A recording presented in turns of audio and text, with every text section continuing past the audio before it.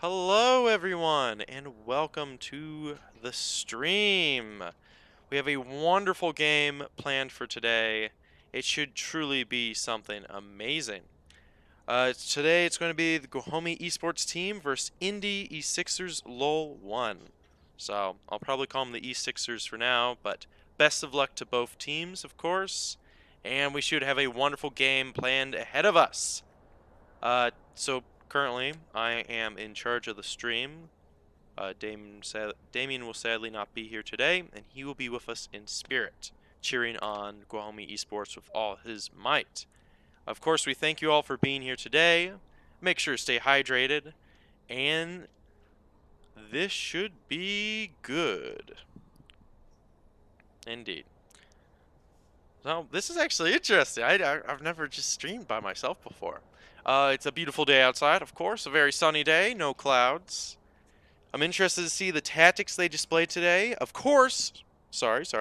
Of course, this is the second playoff game of the season or the spring season for Guajome Esports. So last time, if you were here, which I hope you were, and if you haven't, please go back to the second most recent YouTube video, or the most recent, I guess, technically, and you can watch it. And then you can watch this YouTube video and get all caught up. But that was the state last time, and it truly was a great game. So yeah. Of course, thank you all for being here today. Again, make sure to stay hydrated. I'm checking my YouTube. This is so cool. Technology is amazing. Yeah, so I'm interested to see the tactics we have today. I'm interested to see how the teams both perform and behave. Of course, Guajome has been working on their teamwork quite a bit. So we'll see how that pays off in this game. If you remember correctly, well, for those of you who haven't watched the previous video, I recommend you do it because I will drop spoilers in 10, 9, 8, 7, 6, 5, 4, 3, 2, 1. Okay. Last game, if you remember correctly, Guajome lost the first game. A stunning display, I must say, and then brought back for the last two games. We actually got to see that Guajome skillfully dissected the enemy team in order to find their weak points and then slash at those weak points, taking the victory for themselves. It was a very clean cut game. So, should be exciting. Right now we are waiting for oh my gosh. We are waiting for the eSixers to join the game. So Guajome Esports versus the eSixers. Of course, if you guys have any questions at all, feel free to put them in the chat.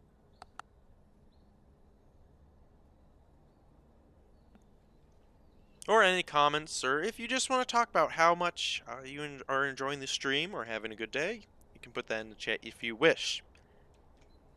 But yeah, for now is the waiting game. The game of waiting. The waiting of the game.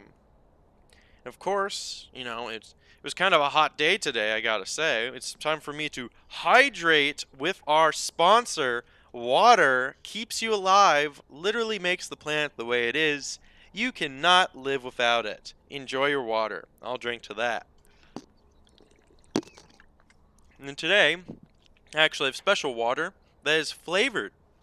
Fun fact, you can flavor water.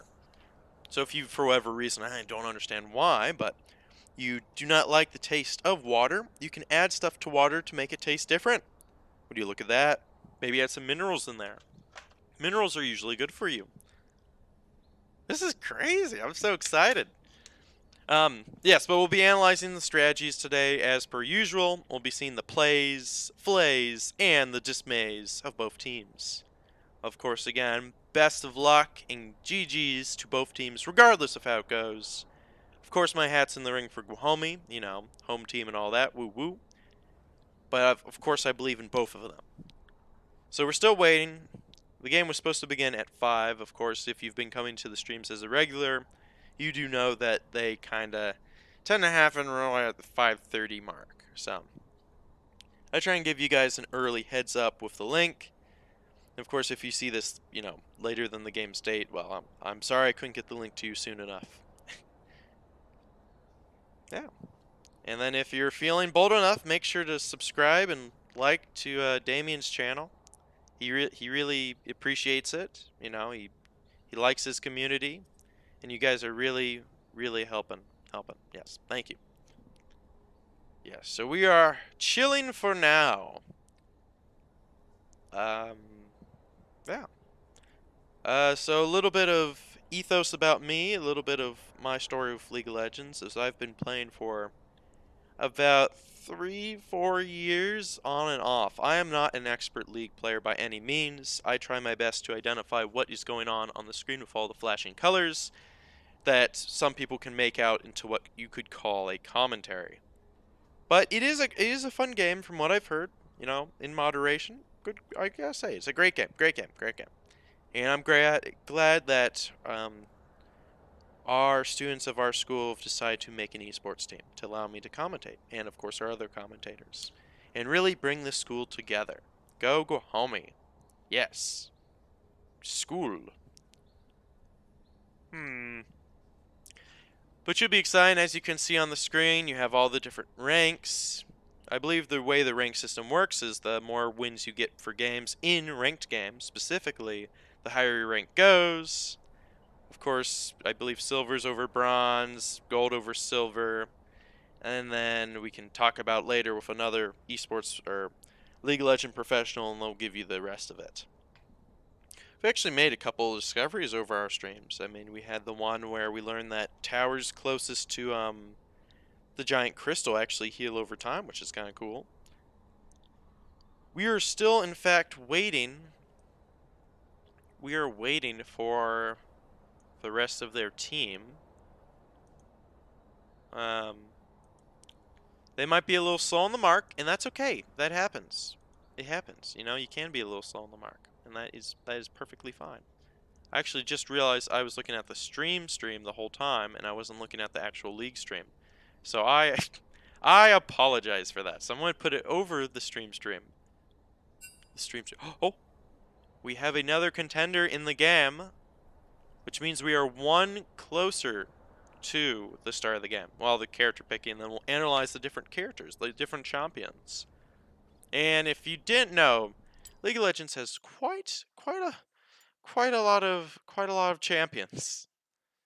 Of course, fun fact, if you are on like a plays versus team, either as a commentator or as a player, they basically give you an unlock for League of Legends that allows you to play for a limited time every character in the game.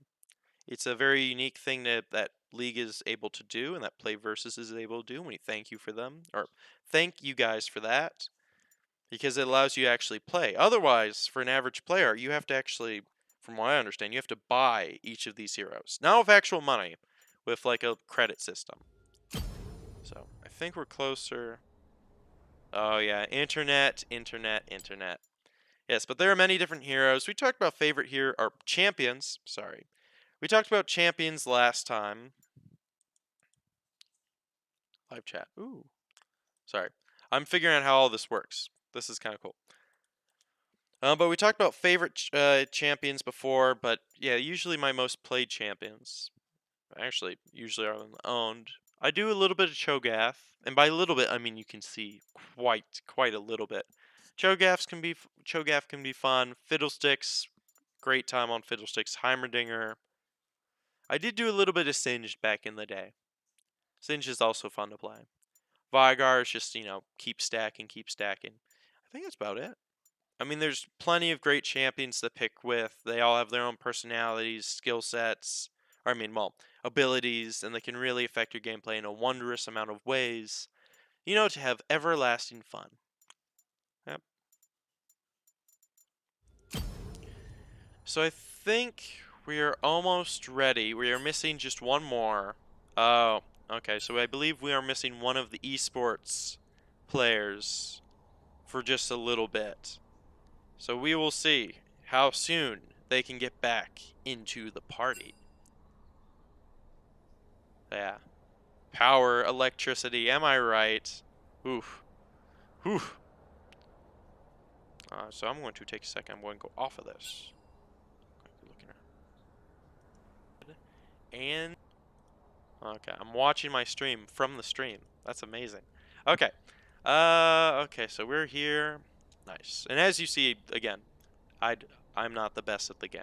Level 38. I mean, some of these, when you look at those levels, it is kind of insane how much, and with that time comes, you know, the growth of skill, the growth of mindset, the ability to just judge how a game's going by like maybe the first 5 minutes of the game. I mean, it's crazy. Okay, I think we have everyone, and I believe that will warrant a start soon. Okay, Guajome says that they're ready.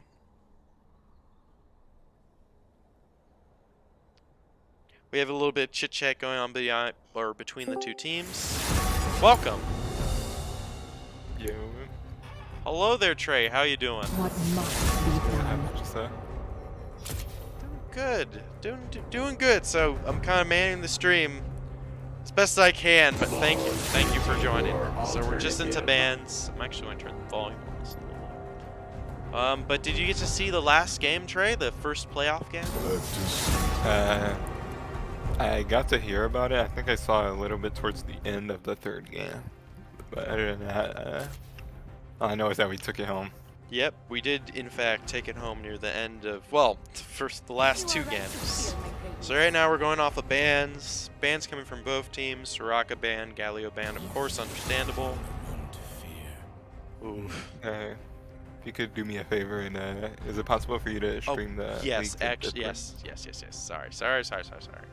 My bad. Boom. There we go. So right now we are in the banning phase. First 3 bans are coming out. Of course, this is a best two, I guess 2 out of 3. I don't know. Last game I thought it was whoever could reach like the first 3 wins won, but then it just turned into 2 out of 3. So I guess that's how we're doing it. Can you see the stream all right, Trey? Yes. Okay. Do you Right, see all? to turn the game audio down, it's a bit too loud. Oh, it's still too loud? Okay. Sound. Here, I'll hop in the stream and see if I can. Well, we'll be delayed, but is that good enough, or is that Yeah. still too high? Because if it's just okay, here. If it just oh, so we got a Nautilus pick and a Nasus pick going out. Huh. We'll probably see Nautilus Samira coming from our team, if I had to guess. Yep. Last game, oh my gosh, you should have seen Sebastian on the hooks. I believe he did a Blitzcrank, then he did a Nautilus. And both champions, he was just nailing hook after hook. I mean, it was hard to find one where he missed. Oh, so Yeah, that's what we like to hear. yeah, he's doing really good at the hooks. Of course, both teams did really good. Samira pick, of course. Called it, Trey. You called it really well. We got Yeah, they probably should lock in for top here, because... Yep. Oh, Katarina. oh, Okay. Well, it seems that the eSixers are a little too slow on the draw, and Aiden gets his dreaded, I mean, professionally played, well, not professionally played, but you know what I'm saying, skilled pick of Katarina. I got a Dr. Armundo man. Interesting. We all know Aiden's most played champion is Katarina, so Yeah. them getting him on his main is honestly pretty solid. So this is looking very in favor of Guajome. Oh, and a Zeri ban. Zeri can always beat a pain in the butt. One of the newest champions. Zeri's playstyle focuses on hit and run tactics, right? Or is it just burst damage? Kind of hit and run, but it's more like spacing. Ooh, spacing. You try and hover in a range where you can hit them and they can't hit you, and you just don't let them walk away because you just play the same space. So Yeah, I hear you. it's incredibly annoying to deal with. Yep. And we've seen a couple of games where Zeri's been picked, and well, they kind of speak for themselves. We got a set pick. Set's always nice and funny. Take that little bit of damage, give out more damage. I mean, literally body slam someone across the map. You can escape with, and a Hecarim pick. Hecarim jungle, always a fun one. Zoom in out of those bushes. Great for team fights. Yeah, their team is really hard dive, honestly. So you feel like they are going to do a bunch of just over and over again hard dives? I mean, honestly, yeah, I feel like they're just at some point, like once people start grouping, Hmm. it's just gonna be Nasus, Set, and Hecarim just frontlining with Sona movement speed, and they're just gonna run at someone and just kill them. Yeah, I hear you loud and clear. At least both of these team picks are I don't know what to really say. I mean, Ornn into Nasus, right? For top. Honestly, I want to see the Gwen from. This should be Raya's pick. I want to see the Gwen Oh, Graves. Graves. We've seen some good Grave gameplay. I mean, Grave can get in there, do that damage. I mean, is he more of a late game hero, or is he more of a? Yeah, Yeah, yeah. Graves is kind of. He spikes a little bit once he gets his first item, but then he Hmm. falls off for about 10 minutes, and then once he gets around 60% crit chance, then he Yeah. starts just one tapping Well, that people. 10 minutes is a long time, and that's at the start of the game too, which is can be most crucial sometimes. Sometimes. Yeah. Yep. And Malzar, that should be interesting. Malzar can get a lot of damage if you're not careful. I mean, throwing spell after spell on you, and add that with some burn, and oh my gosh, you have a mean concoction against the enemy team. I honestly don't even know who their ADC bot laner is to go with Sona. Hmm. You think Set? Sona Maybe? set support, maybe Sona ADC. Maybe. Right now, looking at both of the team correlations, or looking at both teams, who do you think might have an advantage champion-wise? I'm gonna be honest, I don't really know. I kind of agree with both teams' picks, and even though I wanted to see the Gwen coming from Araya, I think Hmm. Graves is honestly the better pick because they get a lot more AD damage, and Ornn and Katarina do more than enough magic damage. So True. I also don't agree with the Malzahar pick on their team. So Would Malzar be mid? Wait, yeah, I would Malar assume into so. Katarina? That's an interesting play. Because he does have the passive shield, but Katarina can get a bunch of attacks out, like, in quick succession, right? Here, repeat that again. Oh, Malzar does have the passive shield, but Katarina can get a bunch of attacks out in quick succession. So does that kind of put Malzar at a disadvantage? I think honestly with Katarina into Malzahar, just the amount of poke that Katarina has from her Q, it's just gonna proc the spell shield, so it's probably gonna be irrelevant for a good majority of this game. Mm-hmm. True. Very good point. Very good point. If for whatever reason the connection gets spotty, let me know. Will do. Yeah, because I got a shut door between me and the router. And ooh. But that's besides the point. We are here for the game. Of course, Trey, thank you for being here today. Uh, it No should be, problem. if it's anything like the last game, this should be a great playoff game. Should be a great playoff game. Of course, See some close games. yeah. I mean, that first game last time for Guajome Esports, if I was in their shoes, I would be like, oh my gosh, how are we going to win? But they brought it back. They kept their chins high, and, well, it got them the W. Like that. What's it called? If they Mm. had like an auction that got really fed in the first game Yeah, that they first game, lost. if you go back and look at that, the Akshan just knew whenever they were needed and like just came back through over and over again, swept up kill after kill, and every time they went after Akshan, Akshan would just get out of there with a fraction of HP. It was it was something to behold. It was something to behold. Yeah, auction getting fed is not very fun at all. He just goes in and out of every fight, and it's really hard to deal with. Mhm. Alright, and before the game starts, I'm gonna real quick go get some mortar, so I shall be right back. Of course, I will wait and I'll probably talk about their first positions because everyone likes to see, well, we will see where they go as their first actions. I mean, usually, as most of the games prohibit, most teams just do the standard. You either defend their riverbed, defend their side.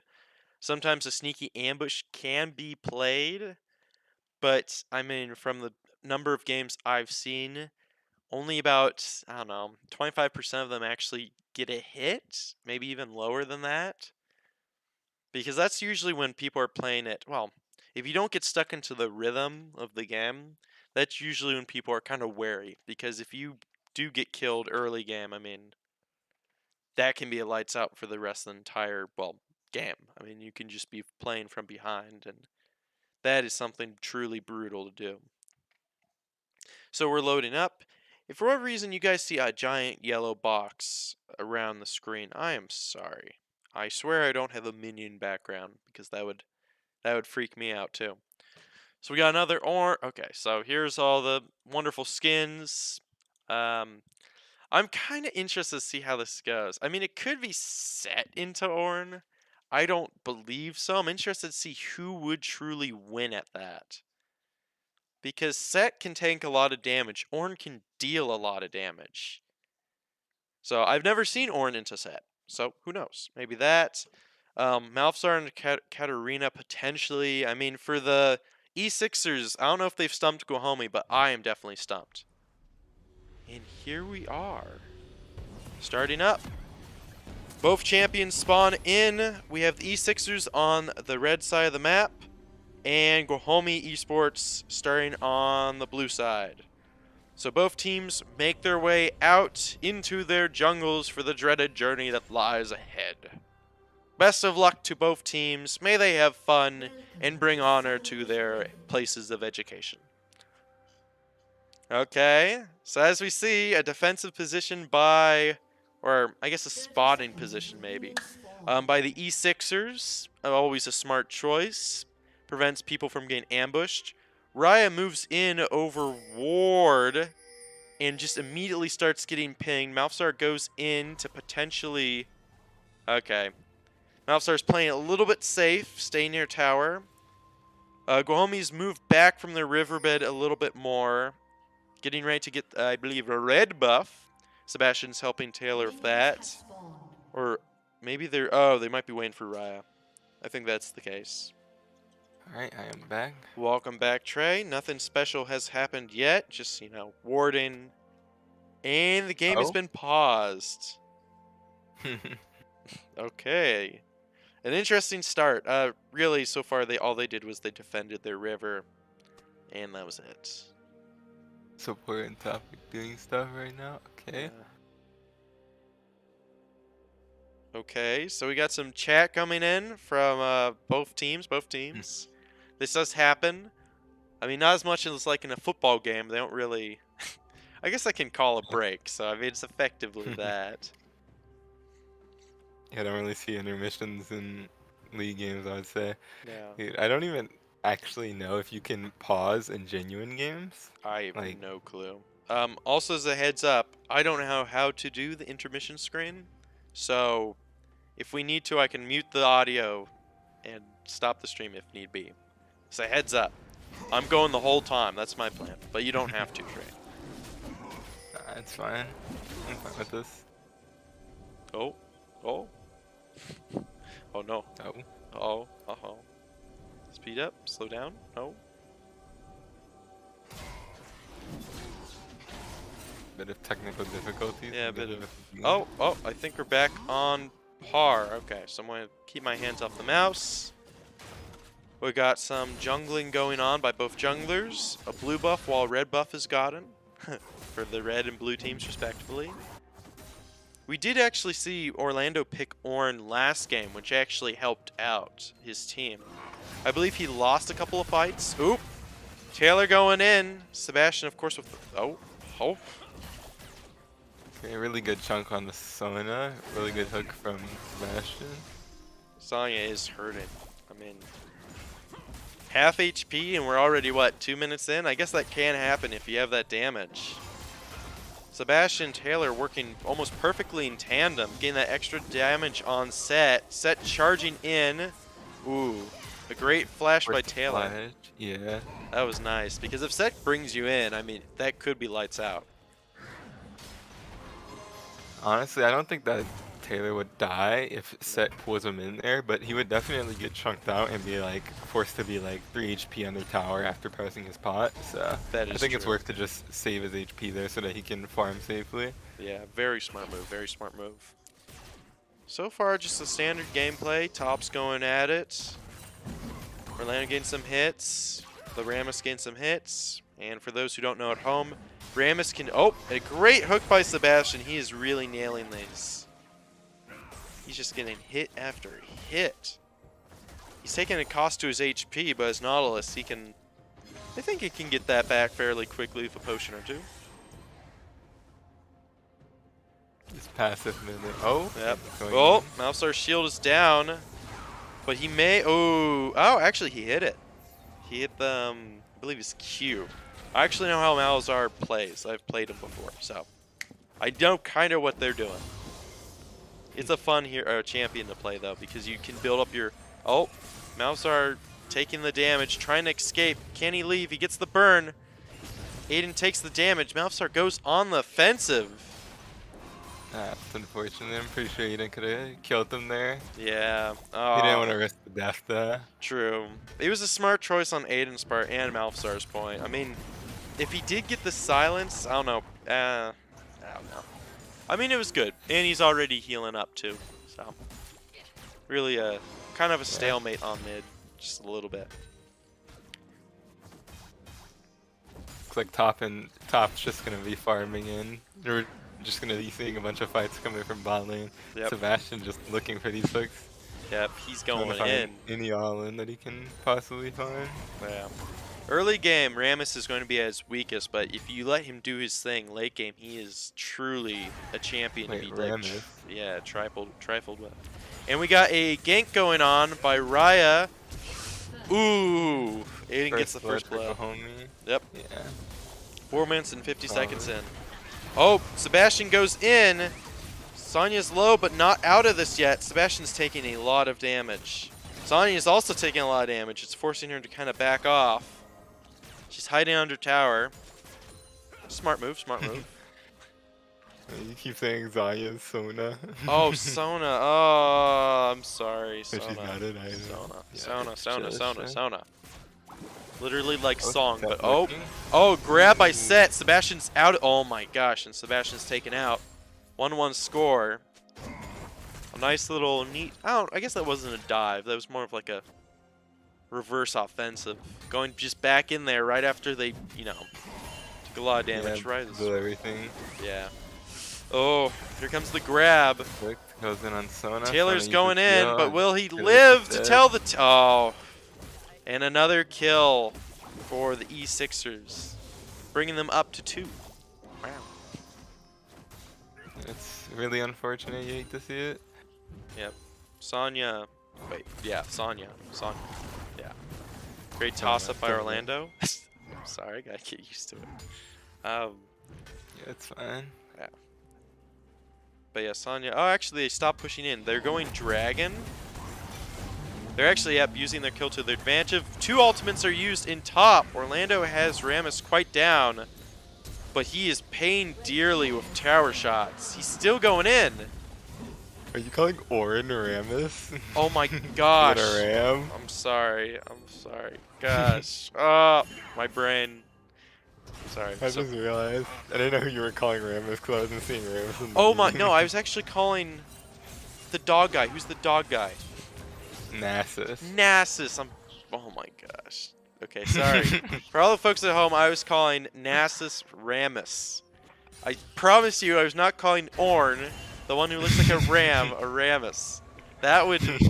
Okay. So, now that we got that straight out, I don't think I have any... Okay, Katarina, Malphasar, Hecarim, Graves, Samira, Nautilus, Sonya, and Sona. Set. Sona. Gosh. Okay. You guys know what I mean. I'm sorry. Apologies, Trey. Apologies. Might have to start calling her Sonya, honestly. Sonya. Makes a bit more sense than Sona. Does she actually get Sonya's or Zanya's? Unfortunately, it's not something that's normally built, but I think Oh. there's It would gotta be be a comedic situation. if for this game she did. But oh, First item. Orlando's getting that gold. Nasus is taking a run, but it's and it's a trade. Orlando gets dive 1-for-1. Yep, Nice. 1-for-1. I don't think they got any extra gold for that too. It's actually worse for Orlando because of how the wave is positioned. Flash Nice. coming Oh from my set, gosh. throwing an ult, Thrash is just dead. Yep, Sebastian is evaporated at 8 minutes in, putting the eSixers in a 2-kill lead to Guajome. Taylor has to play this smart because one wrong move. You just might dive him, honestly. Yeah, maybe. Set already has a truckload of HP, level 6. But I guess that is part of Set's bit, so I don't blame him. Yeah. Yeah, so Set's definitely a lot more passive than me. Me personally, I would have just gone full in. sent it in just. You probably could have gone Taylor at that point. So far it's been a pretty even game. I think there's been one ambush. Nasus is kind of going in on Ornn. A nice toss up from Orlando. An ultimate is used. Oh, can he get out of the, and the aura gets the kill for Nasus. Yeah, that's just too much damage, unfortunately. Yep. So Nasus may even get, probably won't get tower, but you know, he will get a couple of plates with this. Oh, but Raya goes in to support to get some extra gold for his plate.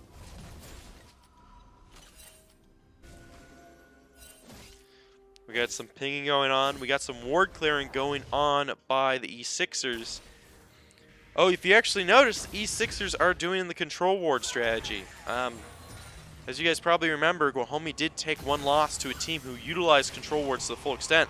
Oh, a suppress. Oh, Aiden goes out. And Aiden, really good flash. Yep. Ooh, with a triple kill on the minions. Raya's going ham on the control ward. So the thing about Malzahar is, because of his ult just basically, you might as well just say in the description, it locks you down for 4 seconds. Mm-hmm. So, but he usually, until he gets 3 items-ish, he usually lacks the damage to just solo kill him. So usually when Malzahar hits level 6, you gotta be careful mid, because junglers just take advantage of the fact that it's 4 seconds of you just not being able to play the game. It's just a free gank. Yeah, we got to see that on Aiden. But Aiden was still able to jump on out. We may have a team fight going on bottom.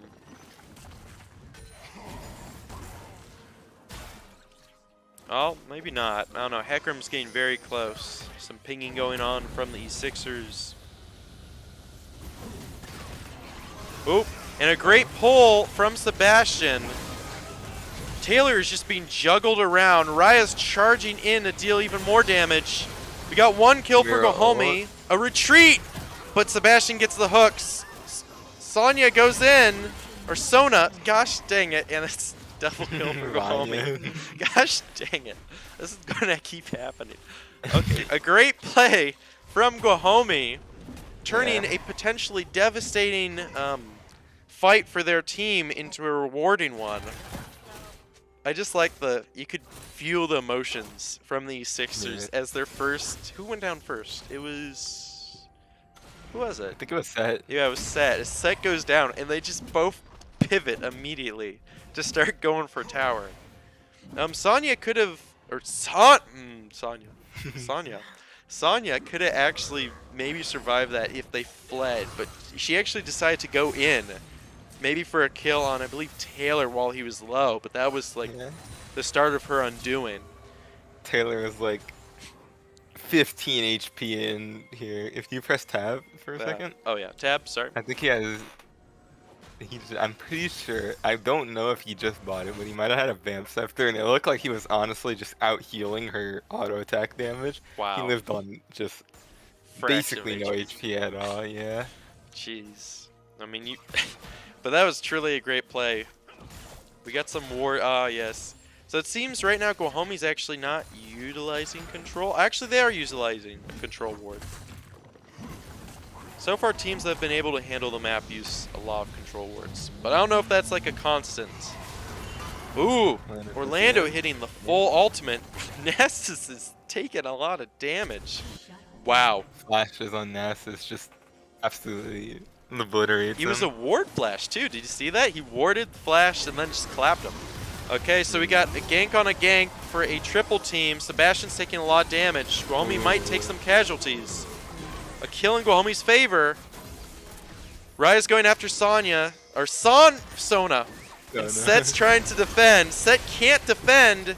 And we got 2 more kills for Guajome. Actually, was that 3? I think, yeah, that was 3. Hecarim died too. Raya and Taylor are just actually playing out of their minds right now.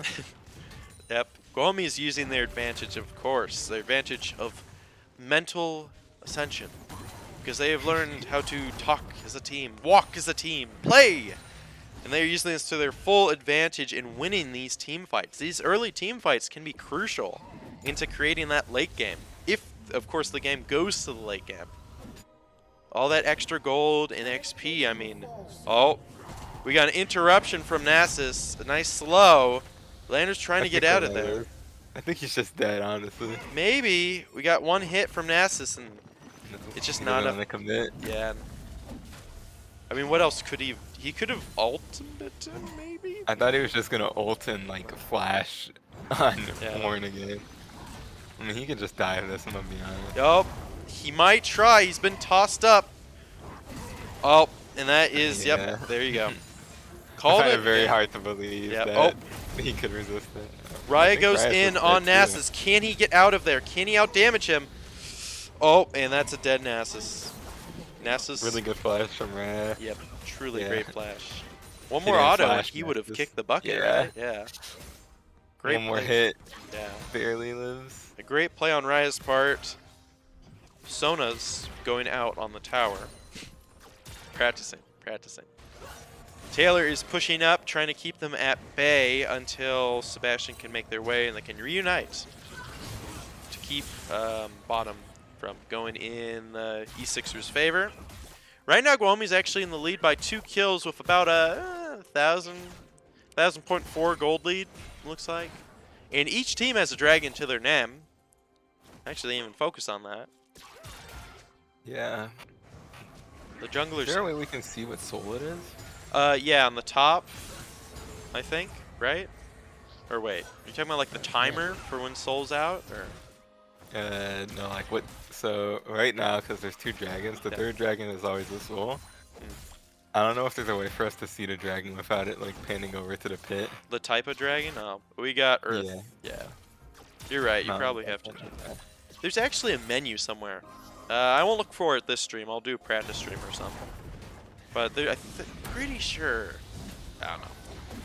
Okay, Orlando's taking a lot of damage from Nasus, doing some stuns. Nasus gets out an ultimate, but Orlando's playing with fire right now.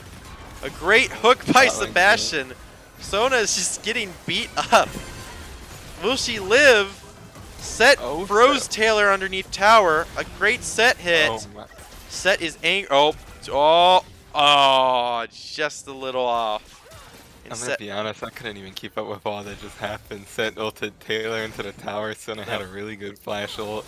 Katarina was solo killing Malzahar in mid lane while Orlando was fighting Nasus in top lane. Oh, I didn't even look at that.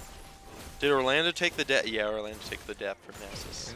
Orlando died to Nasus while Katarina was solo killing Malzahar, so we didn't even get to see that happen. We actually did not. A great channel. What will they do? Oh, a near sight for Hecarim. Raya's going in. Hecarim is just running away. Malzahar is coming to support. He's now running the other way. Set is there for some reason. A suppress from Malphazar. A kill for Guajome and... Yeah, 2 Taylor kills. misclicked and hit the blast cone, which threw him right back into the enemy team. Oh, rip. Yeah, That's blast really cones can be a saving grace or just condemn you. I mean, it was. They got a kill out of it. It wasn't a complete loss. Guajome did get a kill off that. They're still in the lead by 2 kills and 0.5 gold. Both teams are still playing to their best. A great hook by Sebastian. Set is coming to make sure Sona does not get immediately destroyed. Orlando's providing support. Another great hook by Sebastian, making sure Sona can't leave the fight early to provide those heals and damage deals. Another Set slam, and Sona is out for the count. And Set's health is gone. What? Akram goes in, but both his teammates are dead, so he's just dead too. He could go for the last kill on Orlando. Nope. Orlando takes a lot of damage, but that's really the only loss for Guajome.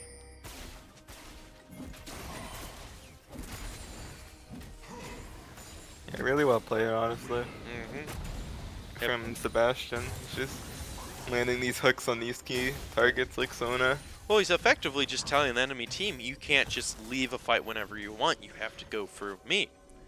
He's effectively giving them less of a choice, as seen. Nasus goes in on Raya. Raya's taking a lot of damage. Can he get out of there? A nice little shield on Raya. He's zooming. Trying so hard. The aura. 1 for 1. Really good flash from Sebastian to try and make the effort to save Raya, but it lasts. That's a lot of damage Nasus does. And when he does his ult, I mean, even more so. It decreases that hammer down cooldown. So yeah. Yeah. Pretty sure Raya just also did not want. He really didn't want to flash, or he probably didn't think that he needed to flash. I'm not sure which one, but yeah. Well, I mean, a great hook by Sebastian. Sebastian just going in deep every time. Oh my gosh, Guajome's taking a lot of damage. They're trying to run. Set is going to grab. Oh, Aiden's very low. A great dash and blast cone by Aiden. Taylor's not looking too hot. Great slow by Orlando. Taking some hits for the team. Taylor goes in, maybe after set? So, what happened there, they got wombo comboed, right? Yeah. Aiden wanted to bail, so he took the blast cone, so Taylor couldn't really, he has to walk through the tri-bush, right? And Taylor's gonna go back in with Orlando's CC so that maybe he could kill one person before dying. But his stacks ran out, so he couldn't even get his ultimate off right when he went back in. That was really sad to see. Yeah, it happens. It was a good attempt, though. The game plan was there. Execution just, fell a little bit short. Yeah. Guajome's still 3 kills ahead. We've seen plenty of ganks and ambushes. A lot of team fights, though. Guajome's actually been pretty much doing all right on the team fights. A lot of damage from Aiden. Taking some damage in return, but not nearly as much as he's dealt to Malzahar. What is Malzahar even building? Malzahar is building... Ah, yes. Funny burn. And Tear Goddess. Get that extra mana, get that extra burn. Actually, Divine Sunder on Katarina too. If you want to look at items, Gore Drinker for set, makes sense. Moonstone Renewer, gotta get the extra heals. Triforce. Divine Sunderer, nothing else for Nasus. 2 Mortal Shield Bows. Wonderful, understandable. And Divine Sunderer for Katarina, wow. You don't see that too often. Yeah. Well, now you do, because the Divine Sunderer build for Katarina is just becoming really popular now. Oh, yes. We are seeing the meta, folks. Or, well, popularity, I don't know. Yeah, meta's kind of making... I don't even know why it's actually... Well, I know why Divine Sunder and Katarina works, great but I gank don't. by Sebastian and Raya going in on Nasus. Nasus does the ultimate, trying to get as much damage as he can, but is not enough. Shot in the face by Raya. Rest in peace. Raya has They just... can honestly bear him off that. They could if they really wanted to. I don't think the eSixers will have enough firepower to be able to stop Guajome. Or even maybe finish them off. Maybe. A nice little mid push from Guajome. eSixers are playing it safe around tower, but Sebastian does not care. He just goes under anyway. Misses. They just take the tower and leave. Take the tower. Forcing eSixers back again. Nasus isn't ready for another 5 seconds. If Guajome wants to make big plays, this is the time. Nasus will only get stronger. As with most... Oh! And we got some forging going on by Orlando. Which, if you didn't know, can actually make Guajome's, I believe, mythic items? Mythic items or legendary items? Mythic? Yep. Mythic? Mythics. Yeah, make their mythics better than, well, the normal items that you can buy in GAM. Giving them the strategic advantage of having more resources, more damage, etc., etc. It's basically like around, I think on average it's 890 gold in just stats, just as a bonus. So he also can upgrade every item like on his team every time he gets a level after 12. So at level 12 he Yep. gets to upgrade his Oh. own. Another pause. Mid is getting batteries for his mouse. Okay, that's understandable. Sorry about the pausing, folks. I'm actually going to take a second. I'm going to check the stream just real quick. Okay, nice. Of course, thank you all for being here today. Okay, I'm going back. I don't want to miss too much of the action. Load, computer, load. Uh-oh. Sorry about that. Guajome's 18 to 4, or 18 kills for Guajome, 14 for eSixers, and we are back.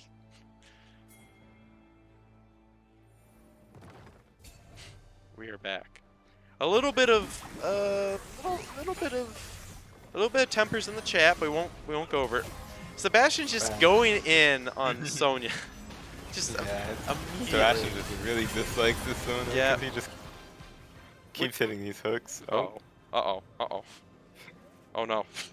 So what's gonna happen is Sonya's gonna die and then Set's gonna die right after. But Sonya, Taylor does not, Sonya just does not escape. And Set goes actually under tower. Oh, he gets yanked back in. Aiden getting a great kill on Malzahar. Now he has blue buff. I hope he enjoys that. Oh, Nasus might get... Oh, Nasus uses his ult. Raya doesn't have a lot of options. He's trying his best. A big shield for Nasus. Can he get out? I don't think Sebastian has the damage. Nasus will just keep getting more HP. But Taylor goes in. Oh my gosh. And another kill for Nasus. Wow. So Nasus takes the cake on that battle, getting 2 kills for the eSixers. If you look on the map, you can actually see Guajome's doing more of the control ward strat. By control ward strat, I mean literally just using control wards. Yeah, the Nasus is just a little bit too strong when he has Ghost and Gargoyles up, because he just gets that big shield just randomly that can stall for his singular Q, which is like 800 damage and heals him for like 400, so... Yep. And as you saw when Sebastian was going after Nasus, if you don't have that damage to deal with him, I mean, he's pretty much, you can't stop him. Because with Divine Sunder, he'll just keep getting more HP with every strong attack. And he already has lifesteal. So, I mean, it's something to behold. Guajome seems to be going after Dragon.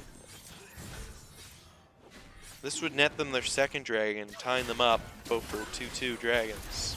So far, Guajome's ahead on towers by 1. No one has... Did anyone get the funny purple crab yet? I don't think either team has taken Rift Herald this game, actually. I think Rift Herald just went straight to Baron, right? Yeah. Usually, I know that Raya enjoys getting first Herald and trying to use it for tower plates early, so honestly, I didn't even think about that. Well, a great double silence from Malzahar. Ooh, Taylor and Orlando playing it semi-safe. Malzahar pushing the advantage, getting more silences. I mean, the range on that Malzahar ability is kind of crazy. Like, his Q goes really far. That plus burn, I mean... Also his Nightmare ability, or where he has the like ticking damage, that plus burn, oh my gosh. That can mess you up.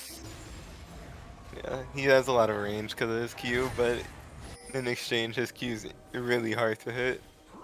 One of the hardest abilities in the game to hit, honestly. Yep. So more ward clearing from the eSixers. Right now, the Guajome's in the lead, but the eSixers could in fact bring it back. Sebastian's beating up a random crab. It seems that the eSixers are pushing their mid out a little bit. The game is not over by any means. Oh. Nasus just takes his blue buff. Yep, Nasus takes the blue buff, but will he pay for it with his life? And we have maybe a huge team battle going on. Orlando calls in. Oh, and a bunch of stuns going out to Nasus. Nasus is taking damage, but he is out of the count. Another kill for Guajome. Another kill for Guajome. And I believe Guajome comes out without casualties. And, oh my gosh, eSixers takes 4 casualties. Guajome going on low HP to take Baron. Will they take any losses is the question. Baron can do a lot of damage. So we will see. Guajome's doing a great job shielding, and they have Nasus, or Baron. Oh my gosh, Baron. They do not have Nasus. They get the Baron buff. They get the Baron buff. So, in that fight, their issue, the enemy team's issue is kind of just Orlando was doing a really good job of locking Nasus down so he couldn't get his damage off. And Yeah. Aiden also did not get CC out of his ult, so he was just melting Set and I think it was Malzahar? And Nasus too, right?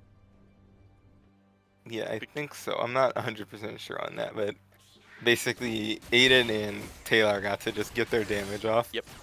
While Nasus couldn't get his damage off, so they were just, you know. Yep, and that provided to be the victory for Guajome. And before you know it, eSixers already are spawned back in. Guajome seems to be pushing into top. Is that bottom jungle? Okay, bottom jungle. Moving on to mid for the eSixers. This could be the eSixers reckoning. Remember, this isn't a one and done game. After this, we got another game and potentially another game. So we will see. Both teams have been putting up a great fight. Set goes in away from tower, drawing Guajome to go in and try and finish him off. Another kill for Guajome. Taylor goes out with his ult blaring. Malzahar is just dead on the spot. Guajome taking 1 casualty. That Katarina oh damage. My gosh. Aiden going all out just this once. And a great little zoom. Nasus is hungry. Nasus pops goes. Yep. He's going after. Yep, he wants him. He wants him bad and gets the air. Oh my gosh, he's still alive. I didn't even notice that. Well, now Orlando's. Yep. So now Guajome's actually starting to feel those kills. They're still moving up. Actually, wait, no, never mind. eSixers are feeling it more because their entire team is out. Orlando's doing a little bit of foraging in their spawn. Casually. Casually. Some ward clearing, of course.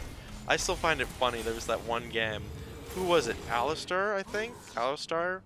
Where it was just like the camera panned on him for no reason. Like Guajome was like taking a spawn, and it just panned down to Alistar just beating up a ward in like an empty dragon arena. I just thought that was the funniest thing ever. I don't know, there's just something about it. But that's off topic. Oh, Orlando goes in on top tower, but Sona and Set are ready for a sandwich gank. Lando's trying to get out of there, but he's left alone. Ooh, oh, but really good slow. Yep, great slow. He actually nailed them both on that slow, which is great on his part. And Orlando, actually, they promptly ping Orlando to their team.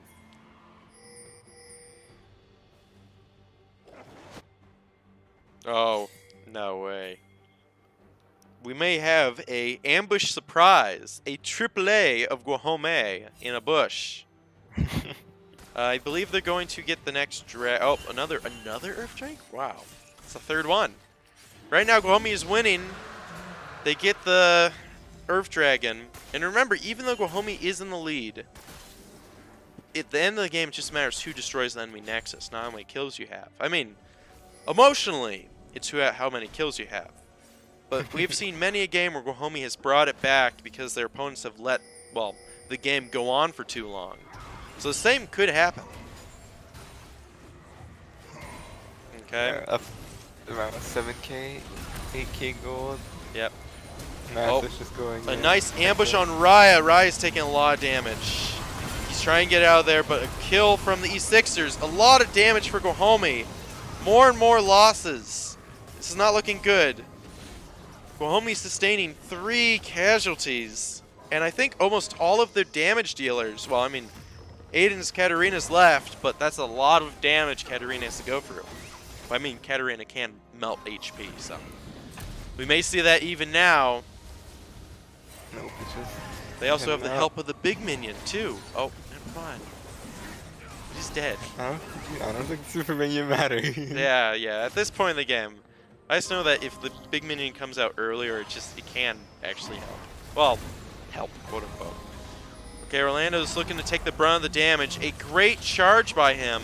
eSixers just charge on tower. They know it is no use hiding underneath it. Guajome needs their whole team in order to get this, win this final team fight, or this could be wraps. Guajome still technically has the advantage in minion waves because they get the big minion. But I mean, it can only do so much, as you've said, Trey. Which is very little, but yeah. Yeah, they just need to. Guajome just needs to play around each other. I think if honestly they're just 5-man grouped, any 5v5 they just kind of automatically win because of the CC that Orlando and Sebastian provide. They can just kind of pretty much get rid of one person, which will most likely be Nasus. If they can just cancel Malzahar ult on, because he's just ulting Raya at this point because Aiden has QSS and I think Taylor just hasn't been in range. Yeah. So if they can cancel that and then just CC Nasus, I think they just cannot lose the fight, honestly. Yep.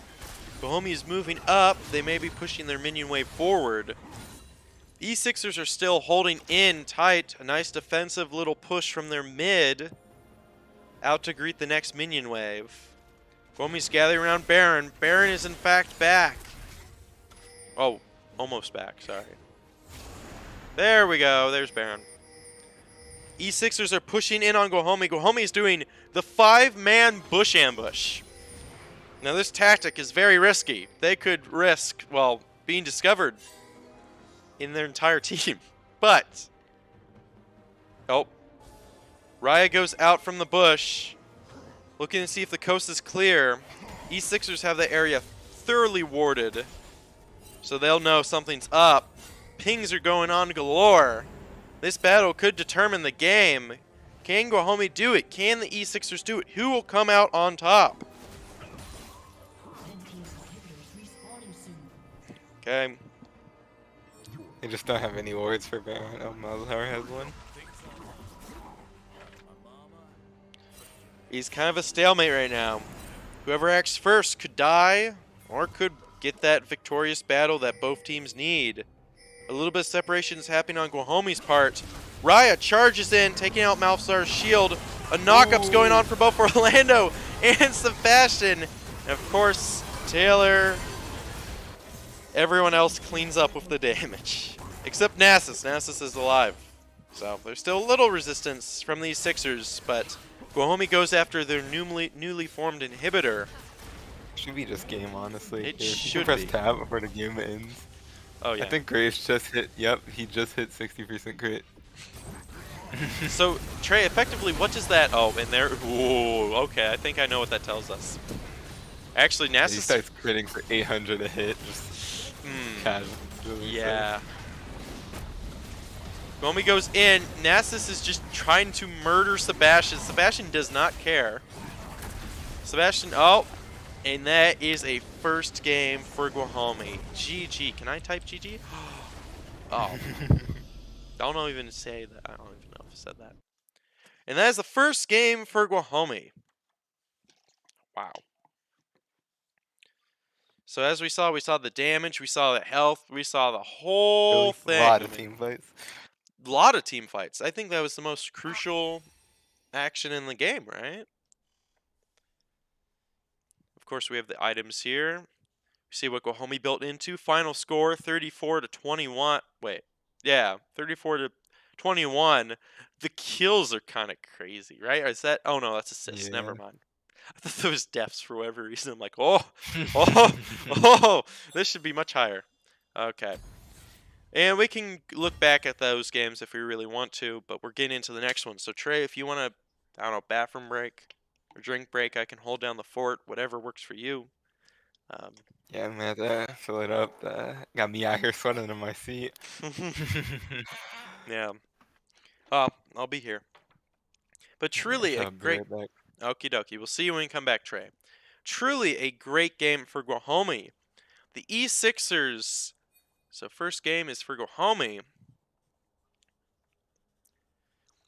The eSixers held out as long as they could, even with Nasus on their side. Not saying that that's a deciding factor in victory, but even with all that HP, they managed to make up over the course of the game. Oh yeah. Oh yeah, spectate. Sorry. Yeah, you guys don't want to see me playing this game. That would You don't want to see a sad little Heimerdinger on top get ganked like 4 times, because that's probably what would happen. Um, but truly some good gameplay from both sides. We should see how the second game goes. So now, if you've seen last playoffs, you'll know that both teams have officially met each other in glorious combat. And with such combat, they now have learned a little bit from both sides. So either team now has they know a little bit more about their enemy team, which can prove to either be fatal for their opponents, or it could provide nothing. Who knows? Okay, so we got bans going already. Orlando's banning the second character. Of course, a Soraka ban. Many people do not like playing against Soraka from what I've heard. A Galio ban. Galio on the field can interrupt any game that you're winning. I mean, you could be winning a 1v1 and all of a sudden you see this giant Galio symbol form around you and it's like, uh-oh, I now am in a 2v1. Which also stuns, or actually I think it throws you up too. So it interrupts you even more. Blitzcrank ban, that's understandable. Sebastian on a Blitzcrank can be a mean support. Katarina ban. It seems the eSixers are learning from their mistakes from last game and making some good bans. Yone ban, of course. A good Yone on the field can turn the tide of the battle. I mean, can juggle you. Actually, no, that's Yasuo. Oh, yeah. Yone can just go in. That's right. Yone can just go and smack you up and then hide away. Or run away immediately. Of course, we have Kiana ban.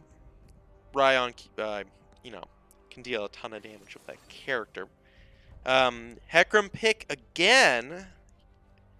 Sometimes the teams like to spice it up, but it seems like we may have the same recipe for the same soup as last game. And it doesn't mean it will end necessarily the same. A Bard pick. Okay, we got Bard on the field. So we got Hecarim for the eSixers. Hecarim always a good jungle pick. Zoom in, zoom out, as you saw last game. Hecarim in the Graves, it kind of works. I mean, as long as the Graves, as Trey demonstrated for us, doesn't reach 60% critical chance, you're fine. You're fine. Sona pick, of course, is last game. It's interesting to see. So Bard, I think Bard's jungle. I'm going to say Bard is jungle, so that would be Raya. So Raya on Bard, I haven't actually seen a lot of that gameplay, or I haven't paid the most attention. Another Nasus pick. So it might seem that both teams might, well, not both teams, but the eSixers might just replay their same team, which isn't bad. Guajome's just going to be very used to that composition. Unless eSixers can, like, shake it up or add new tactics and strategy, Guajome's going to have the upper hand. Okay, so next ban's coming up from Aiden, served hot and fresh. Oh, never mind. Sorry, that's a Zeri pick. Welcome back, Trey. We just got a Zeri pick for Aiden. Well, locking in same comp again. Okay. Yeah. Graves Yeah. Raya on Graves. Sebastian goes for Bard. Yeah. Taylor opts for Zeri to just kite against Hecarim. Zeri's really good into Sona too, because Sona gives a bunch of shields to everybody, and Zeri gets movement speed whenever she hits shields. Oh. And she gives a portion of the shields to herself too. Oh my gosh. A Vayne ban and a Set ban. I mean, the Set was kind of dangerous last game. He did, but later game, I feel like the Set kind of, trailed off a bit. But overall, I mean, but yeah, Zeri pick. Sebastian Bard.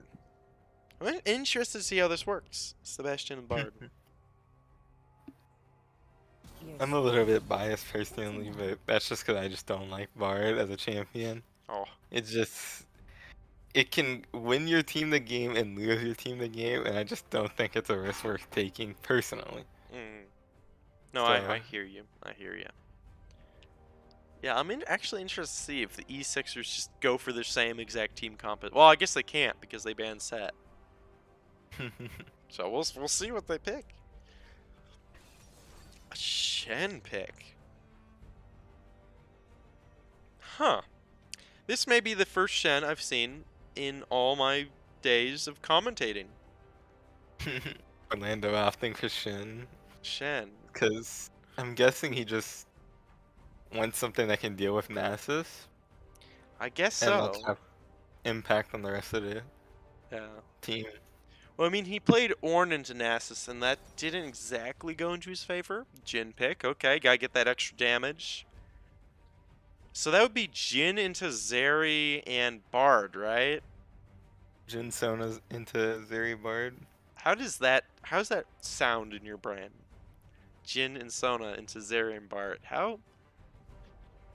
Because Well, Zeri's pretty weak early game yeah, until her first item is when she starts, you know, doing a little bit of damage, and then her second item is when she starts her little spacing obnoxiousity, like yeah.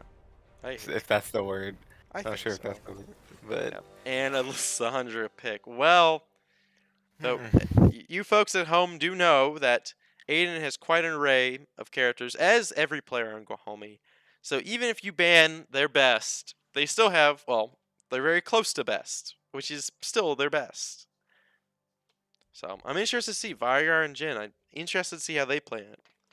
I know how Vigar works. I know how Jhin works. Jhin is shoot, do a little bit of root, and then kick the enemy in the kaboot. actually, I think it's honestly up to item choice, because Mhm.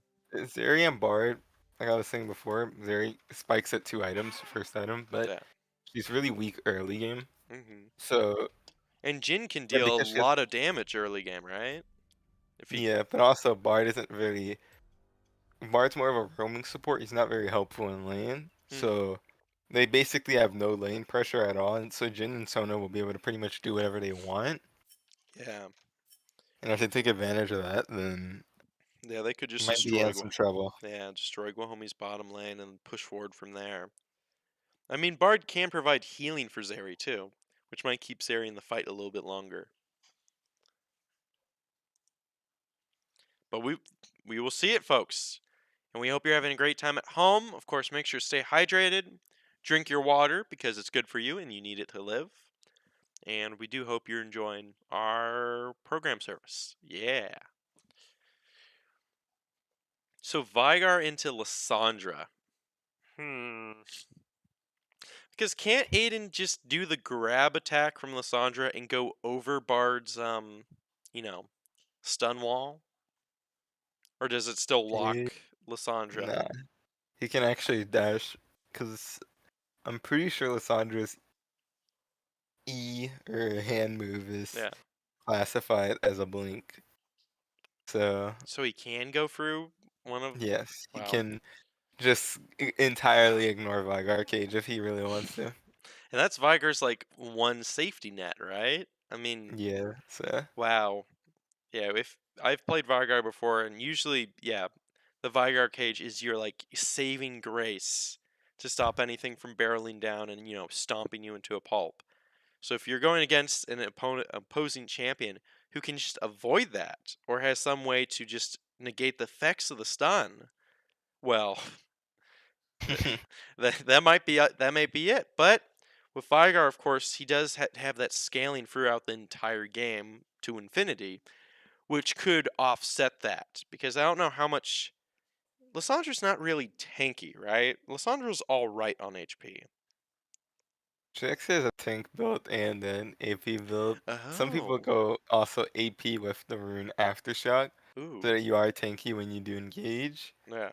So, So okay, because Vigar is all. Unless I'm missing something, Vigar is all damage. He's a bundle of damage who would deal his damage before you kill him, or deal his damage enough to kill one of your fellow comrades before you kill him. he also surprisingly also has a tank build and Oh a my gosh. Okay. damage build, so I did not know that. I am glad to hear that Vigar can become tanky. Hmm. yeah. Since Vigar, as you said, infinitely scales, he Yeah. farms up that AP. Hmm. So he technically, in some situations, if you can like stack, the more you team fight, the more damage you're gonna get as Vigar. Hmm. So there are some games where you can just actually ignore AP items and just go straight into trying to keep yourself alive for more ability rotations. And you know, Wow. sometimes it works out, sometimes it doesn't, but Well, we may it see it. definitely is a We thing. might see it this game. Oh, sorry, folks. You're seeing the OBS, which I now know what OBS is today. So, and of course, thank you, Damien, wherever you are, wherever you may be, here with us in spirit for guiding me through streaming. I just gotta figure out how to end the stream. No, I'm kidding. Okay, we have the different levels. Nasus. Oh, we got fancy Nasus this time. Oh, I guess he was fancy last time. Never mind. So we got all the funny costumes. Interesting cleanse. I don't know the different ability combinations you usually have, but we see flashes here, flashes there. So just to get you out of that little pickle. I mean, flash is really. Would you say it's like a top tier? I don't know, ability you can have. Flash. I'd say Flash because of, it's just basically a dash. Yeah. Third distance in any direction. Yep. It's really good because it can get you out of a lot of situations. Yeah. Well, it can get you out of them or get you into them, right? Yeah. Yeah. But the only time that usually they don't take Flash is like Hecarim, for example. He has an ult dash, so he can kind of get out of situations regularly, and Ghost is just better on him in every other situation. True. Things like Shaco. Shaco has basically a flash that makes him invisible. On a late game, it's like an 8-second, 5-second cooldown, or something ridiculous like that. Oh my gosh. So, things like that. Camille has a full screen dash on like an 8-second cooldown. Katarina, Kali, all these champions just, can do it. So it seems we have a more objective focused and also maybe a tribush ambush going on for the startup. Actually, this is a lot less of a defensive startup. No one's like just, on the edge of river. I mean, except Shen, Orlando, but I mean, it's understandable. I guess they're doing that. They're standing in tribush to look for that ward, right? I think it's just standing in tribush because some people versus Graves do it a lot.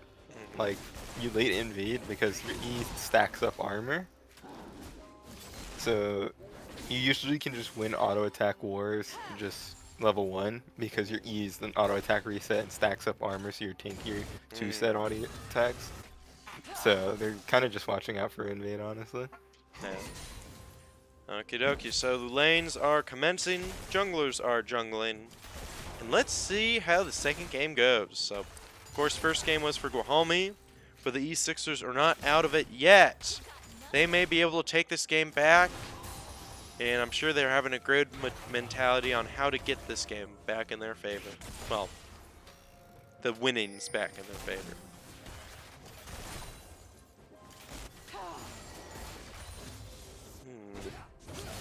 I'm actually interested to see how Shen into Nasus goes. Ooh, good root from Jhin, but Jin's taking damage. Also interested to see how Sebastian does at Bard. No pressure, Sebastian. You're going to do great. Bella says in the chat, OBS. Yeah, OBS Studio. Oh yeah, it's a streaming. So basically, YouTube, you can't just stream on YouTube. Well, it's complicated. I can explain it later. But for now, we have the game, which is kind of just them hitting each other back and forth for now. No extended strategy. So what is the best way to deal, since we're looking at Nasus, what's the best way to deal with a Nasus, in your opinion, Trey? Honestly, it's just knowing wave management. Like, what Orlando is doing is just kind of shoving into him. And he should honestly just let the minion wave just push into him, and he should just freeze so that Nasus can't actually CS without having to fight you. So that's a lot more punishing. It doesn't just like take him out of the game, but it's a lot more punishing when he does go to stack, and you can delay his, inevitable start running at everybody and just 3-shotting them. Yeah. I hear you. So basically prevent, as long as you can, Nasus from getting to late game Nasus. Yeah, you're stalling his spike to mid game. Yeah. By just knowing wave management. Wave management is a whole nother thing, and honestly, it would probably take about, to go into detail about it, maybe around 20 minutes. So, but just general premise is let the wave push into you, and then just hold it at your tower. Yeah, make it really hard for Nasus to. Oop, Guajome's going in. A great little gank from Raya, and Aiden on Vigar too. Vigar's making his way into jungle. Hecarim's going to support. Taylor and Sebastian are going in. We may have a team fight. Sebastian's going all in. Zooming in as Bard. Vigar's still hanging around. Wants to provide that extra damage. An Uno reverse card by... Oh. That was going to be so cool. Yeah, you saw it twice too there, by the way. Lysandra just ease into the cage to try and catch him with Vigar. Yep. Yeah, she just entirely ignore it. Yep. So close. So now, oh my gosh, almost all of Guajome's team are now in bottom jungle for the eSixers. By the way, eSixers are blue, Guajome's red. There you go. Some extra damage from Sebastian. You know, if I was the Jhin, I would start getting that 4th shot though out on, like, you know, a fleshy player, right? For that extra damage. Because a couple times. Honestly, I can't say. Yeah. Because a lot of the time, because what's it called? Jhin does reduce damage for crits. Oh.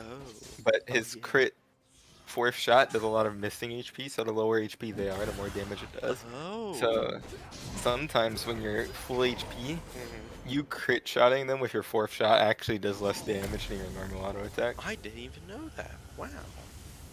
Thank you, Trey. Well, now you Jhin players at home know. Unless you like read the ability like I didn't. Thank you, Trey. Yep. Orlando's going in. He also has Grasp of the Undying, so he's getting that extra HP every time he hits Nasus. Nasus is going in. Hecarim is flanking. Orlando thought he could win this, and all gets dabbed on. Rest in peace. To be fair, I guess if Nasus starts going in on you, there's a good chance jungler's probably on. And the first blood is drawn by the eSixers. We probably get Dragon here because they see Hecarim top too. Yep, and he goes in, dealing a bunch of damage to Vigar. Vigar continuing regardless, dealing a bunch of damage back to Aiden. Yep, Guajome's going to go in on Dragon. Uncontested as it looks so down. Oh, yep. First Dragon in the game goes to Guajome. Guajome is behind 400 gold. About, yeah, 400 gold-ish. Never mind, 700 gold. All the lanes are pretty much holding their own. I don't think any lane's kind of losing or slipping up yet. I think those heals are really helping Taylor. Yeah, keeping him sustained in lane. Yeah. But you need going against Jhin. Like, as you said, Jhin does more damage the less health you have. So if you're constantly healed, effectively nullifying his final ability. Hecarim's going in on... Oh, it was a ward for Guajome. Yeah, Guajome's using the control wards. If you actually look, they got one... They got 2 of them on the field. eSixers also got 1 on the field. And we got a... 4-man. 4-man onto bottom, which I don't think goes well. I think, yeah, that kind of failed. Yeah, Bard just says no and just puts a portal down and they just leave. Yep, zooms out of there. It's incredibly hard to gank even Zuri. Not ignoring the Bard entirely, it's hard to gank Zuri because she can just hop over the wall anywhere. Yep. Orlando's going in on Nasus. Nasus is going in on Orlando. Oh my gosh, a great flash, but he uses the... Yep. He catapults himself out of there, but he is in enemy territory. Rice coming up to support. Nasus is full HP. Orlando goes in and gets blocked. Oh, can he escape? Oh, he does. And goes in to start healing. But Lysandra's here. Raya is trapped, and Vigar's dead, and Nasus is destroyed. Orlando at a fraction HP. A great little counter gank from Guajome. A gank to the team fight to the gank. Not bad at all. Yep, I feel like Guajome's doing better on the ward game too. Well, I don't know, just control ward-wise, but I won't focus. Right, if I had to guess, probably been harping on him about getting that vision down. Yeah. After that, what's it called? That one game with the Zac versus Raya. Oh my gosh. Yeah. But I feel like that's where Guajome got it from, though. That was when Yeah. that during that game, that's when that enemy team just control warded like all heck, and you know, Guajome is taking this and like, you know, this is a good strategy. We want to borrow it. And lo and behold, oh, I Vigar think they tries. just realized the importance of actual vision and how much you can do with just that much information on the enemy team's whereabouts. Mm-hmm.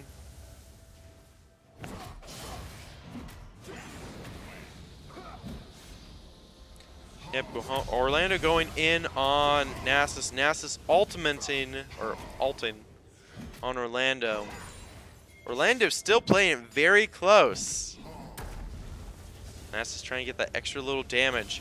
Orlando has quite a lot of minions to deal with. Oh. Oh, Sebastian goes in. Taylor goes in. Sebastian, nice little flash. I mean, with Jin, you can never be too careful. I mean, he has like a straight shot, which deals a ton of damage. And if he had his ultimate ready, which I don't. Actually, yeah, doesn't he have it at level 6? Yes, he does. So he could have even done that if Sebastian didn't get out of there. So far, actually, Guajome's in the lead. About, I don't know, 1.5k gold lead, 1 dragon. No towers down yet. Couple of ganks. I'm gonna assume that gold lead is just a CS in general. Probably. Guajome has been on top of that. If you guys remember from season a year or 2 ago, that's when Guajome was like really working on their CS. Because they were struggling with that. And without a lot of CS, I mean all those shiny new weapons and items you can't really get. But now it seems like they've almost mastered the technique. So much so that Aiden is finally getting those cannon kills. Or those cannon minion kills. Which, good on you, Aiden. Good on you. Yeah, my boy used to be struggling with cannons. Yeah. Well, I don't blame him. Do you hit him sooner, later? I mean, I don't. And then if sometimes they just don't want you to get them. You know, yeah, sometimes it's just all the minions gang up on him. It's just like, oh, it's dead. There goes my however many gold, but 57. How much gold? 80-ish. Yeah, around that. So you want those cannon minions because they give that extra gold. Plus, if you keep them alive, they can lead the charge under tower. And if you're like, oh, Orlando going into Nasus, Nasus striking back. Orlando's saying, I'm not done with you yet, but Nasus goes on to ult. Oh, can he survive the burn? He does survive the burn. It's Nasus. I guess I should expect that Nasus survives the burn. Oh, Hecarim going top. Hecarim charging in. Orlando getting beaten up, getting a little extra shield. Nasus is there to get kills, almost like a... Oh, and Hecarim just takes down Orlando. Not good, not good. Guajome going in on Dragon. eSixers gathering around like a pack of wolves, putting down ward after ward. Vigar... Okay, Guajome gets it. Nasus, oh my, I don't know why I said Nasus, but Sebastian gets sniped. Taylor goes in just this once, gets Sona, and Jin is dead for as well. So a 2 for 1. Really good CC from Aiden and good targeting from Taylor to make sure to actually finish the Sona kill. Yep, and Raya brings the big purpley crab, the herald from the depths below, to get, oh yes. Was that a double? I think that was a double plate too. Got all that extra gold. You actually are seeing a lot that when Orlando gets ganked up top lane, they just make the play for the dragon bot lane immediately. Which is a very good strategy, I mean. Orlando's really putting that misdirection, you know. Oh. Was that a head fake? Was that a head fake? Did I don't know. Aiden puts up shield. Ooh, barely lives. Yep. Not sure if Shinai was needed. I don't even know. I mean, it was a good. It was. I don't know. Safety precaution. Yeah, it was a good safety precaution. Overall. I actually didn't even. Yeah. Oh, an ambush coming in. Hecarim scans them, but will it be too late? He hides under tower, and Sebastian and Raya start backing. A little bit too late. Yeah, you saw him on the Oracle lens. Yeah. If he didn't have Oracle lens, maybe he would have. I don't know. Yeah, he would have just died Yeah. because Bart just opens up a stun. True. I didn't even think about the Bard stun. Lando's taking a lot of these like engages to Nasus. Still trying to strike him kind of while he's weak. I think Nasus does have, since we're 14 minutes in, yeah, he does have, yeah, Divine Thunder. So he's getting Thunder that just HP. kind of makes this insanely hard for Orlando to play. A lot of people don't notice about Thunder. This is kind of like a little unknown fact, but because its damage is percent HP based, it's actually post mitigation. So the healing from Thunder, not the damage part, just the healing from it. Yeah. Orlando goes down. It's The that healing aura from every Thunder, time. Yeah. It ignores armor, so the healing is just flat out. Like the Thunder proc could actually do 60 damage, but the heal could be like 400 because it's doesn't take armor into account. So True. it's really good into tanks. It is good for tanks. And a double kill for Guajome. Taylor has a 400 gold bounty on his head, so he better watch out. Sebastian going in and going out as soon as he can. Guajome taking out bottom. This might be their victory push, maybe. Maybe. Who knows? It's like 15 minutes. They no way. 15 minutes? You think 15 minutes win? I mean, they're ahead by 2 kills and like 4,000 gold. It's not bad. That's pretty good. I'm surprised we're actually up this much gold. Yep. Riot just casually 3v1ing with his team behind him, of course, but still just zooming in there. He's playing with his life. Orlando's still staying pretty on top. Taking on Nasus. Nasus is a level ahead, but that does not phase Orlando. Orlando trying to yank Nasus the tower. Nice burn on Orlando's part. Nasus slows for the getaway.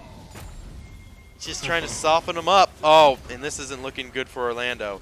Hecarim just scoops Orlando in again. The double scoop. It's the second time. Nasus just waits out his grievous wounds so that he can get his healing from Thunder rolling again. Yep, and look, he's already at max HP. But Sebastian does not care if he's at max HP and goes in. Yeah, that is rough, though, to get ganked at top. I mean, especially Hecarim out of the bushes. Not the most you can do. Not the most you can do. Except Looking for those kills in Orlando. Yeah. Aiden defending mid. Guajome is... How are they doing right now? They're pushing... Actually, they're trying to hold their side of the map. The eSixers are also trying to do such, or do so. They seem to be wanting Dragon, judging by how Jin is just standing there. But they seem to be hungry for Dragon. Guajome has... Well, they have the low ground, but they got the river. And they got the wards, too. They jump in... Oh! And a flash from Jin. Guajome's ambush is just down the drain. Sona and Nasus are moving in to intercept. Guajome's trying to get damage on Nasus already. A double stun, and Sebastian is out for the count. This isn't looking good. Another stun on Aiden. He gets his ult out, though. Raya is running out of there. It's time for Zeri to do Zeri things. Zeri things. Will they occur? Stunned by Ragnar. Savage. And another dragon, or actually first dragon for the eSixers, who are now in the lead with 1 kill.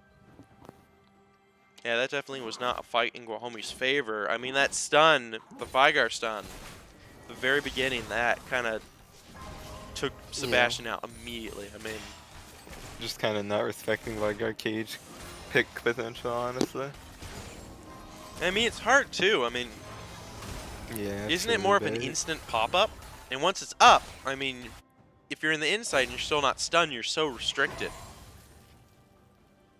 Yeah, it's more of a sense of like if you know they have a Vigar, you know he's gonna be looking to place that cage, get it a little bit behind you, so that like if you get stuck in the center, then they're just gonna pile up on you, and if you're getting stunned, then you're obviously getting, you know, picked, and they just dogpile you anyway. So it's kind of like.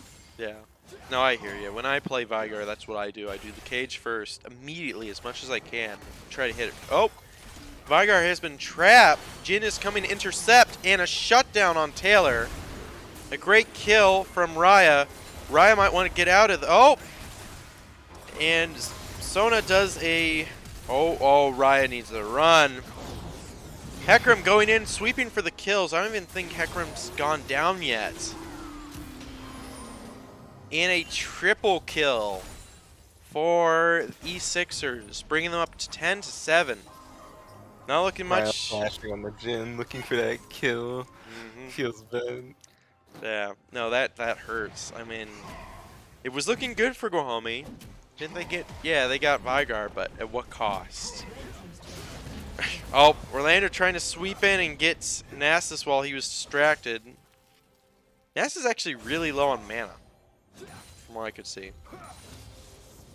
He's gonna head to base here. Yeah. Get a refill. Some more jungling going on. Yeah, Guajome doesn't seem to be really attacking Hecarim. They're not doing as much invade, I don't think, as they used to. Or at least for the first game. But just kind of allowing Hecarim to kind of get away with these sneaky little kills and being able to dominate at least their side of the map. Guajome still has ward advantage, I think. Or sight advantage. Of course, Rai is doing some juggling, of course. The tale is old as time. Orlando and Nasus are still going at it. Yeah, Orlando and Nasus have just been Yep. fighting this entire game. I swear I've seen this scenario play out before. Yeah, Nasus. I mean, what can you do as Nasus? Honestly, what can you do? Save the slow? Maybe save the slow. Oh, Shen is... Uh-oh. Orlando, I think, got it too late. Oh, no. This is just on time. Yeah, I swear I've seen that exact top scenario. It was the exact one. Oh, and Vigar's just a little bit short, but he's coming in. Both teams are swooping down. Raya has to dodge like his life depends on it. Jin cancels his ultimate early, getting beaten up by Guajome. A great stun from the eSixers, but Orlando gets out of there. Raya is now doing some calculus. Vigar almost completely one-shot Almost. Graves. If he didn't have shield bow, like if Graves didn't have shield bow, he actually just would have gotten He would have annihilated. Look at the fire speed on Zeri. What is... Oh, a turret for a turret. Actually, who's in lead for turrets? Guajome's in lead by 1. 2 dragons their name. Oh, a double stun going on Nasus. Nasus is getting angry. Uses his ultimate. Oh, and Guajome gets him before he gets his second heal. The Divine Thunder just was not fast enough. Yeah, if Guajome can lock down eSixers' individual champions while they don't have their team next to them, I mean, it's a done deal. There's not much you can really do. Same for the eSixers, if they're able to separate Guajome, but if Guajome sticks together, can't really separate them on their own accord, I mean. Unfortunately for us, if we group, Vigar is just going to place his cage. Hecarim can ult the center of it. It's going to fear anyone who didn't walk into the cage. They're going to walk into the cage from the fear. True, I didn't even think about that synergy. The synergetic move. They got the schmoves on the field. Yes, sorry, Trey. Free engage for their team, so. Oh, Sebastian's just a little short. It happens. Guajome's getting ready for the dragon. They got the river. Oh. Guajome does have the high ground. Good thing Aiden didn't jump on in there. That would have not been the best. Area of effects are going up. eSixers are pushing in. Whoever's fighting the dragon will probably kill it instantly. Dragon has been initiated. Sona is taking the damage, of course. Dragon is now going out, and I believe is healing up. Yep.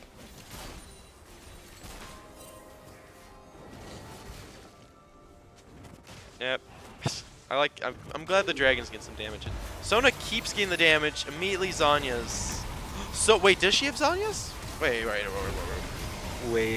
Sorry. Guajome's taking losses. The stuns are in fact hurting. They're going down one by one. Aiden tries to run. Great little rush by Aiden. He's going really... Oh, it's the Nasus. Ooh, good freeze, good freeze. Can he get out? Oh, he does his ultimate to heal up. Oh, and yeah. Nasus brings the hammer down, and I believe they get Cloud Drake, bringing them ever closer. Oh, double Cloud Drakes. I didn't even notice that. Ever closer to the Soul Dragon. Is it Soul and then Elder, or how does that work? Soul and... Yeah. Yeah. After Soul is Elder. Okay, yes. For the big time buffs. Orlando is getting swiped under tower. He's using that damage on Nasus. Nasus can get it really quickly if need be. But only if he's attacking. Oh, actually, never mind. Or Sona could, you know, exist.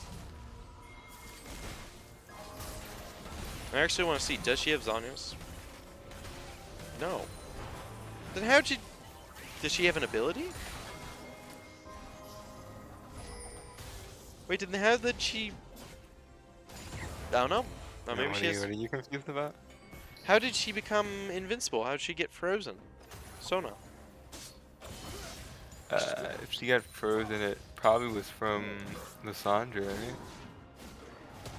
Lysandra? No, she got, you know, like the Zanya's effect. Oh, does she have a stopwatch? No, if she did, not anymore. Oh, it's from Bard ult. Most Oh, you're right. You're right. Sebastian and Raya going in, sending Hecarim into a panic, sending him back to his allies. Aiden could get Vigar out! And yep, a great little ambush from Vigar.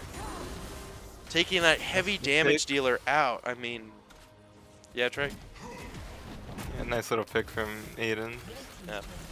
Which will help Guajome like immensely with all that damage Vigar can. Actually, if you think about it, oh, there we go. It is Bard ult. Yeah, you're right. Oh, Sona's dead. I don't know what else to say. Sona's just dead. The same battle's occurring again. Orlando versus Nasus. We've seen this many times like this, but this battle's mine. Guajome's moving. Doesn't have mana. Oh, he is? Uh-oh. Guajome's moving in. Raya goes under tower. It survives and survives. Raya goes under tower and survives. Guajome's moving in. This could be the end of the eSixers. They have 2 teammates down. Sona's going to come back soon, but Hecarim, over 30 seconds. I don't know where Nasus went. Where? Oh, I guess he went back, so. Yeah, you recalled. I believe this might be for Baron for Guajome. No enemy wards placed there, so if they go in, eSixers have to figure it out themselves. Ah, yes, the appearance, what is it called?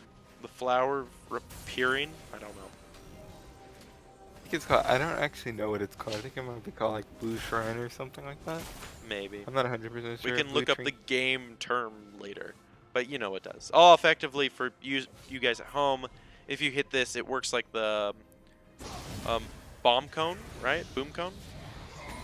Yeah, boom cone. It works like blast cone. Gosh dang it. It works like the blast cone where it's like one use, they grow back, and it basically gives you enough vision in one area for just a little bit of time. And for some reason, not a lot of people hit them. I mean, in this game, we've seen a lot of people hit them, but... Okay, Guajome's moving in on Baron again. Taking out a couple... There are a lot of wards on Baron. Oop, Sebastian going in to catch Nasus. Nasus has half of his mana. He's running under tower. He does stun him under tower. Orlando goes in to tank that tower damage. Nasus does his ultimate. Oh, but Guajome provides enough damage, more than Nasus can handle. Another tower. Yep. The eSixers are kind of pushing up on their top. Actually kind of fanning out through jungle.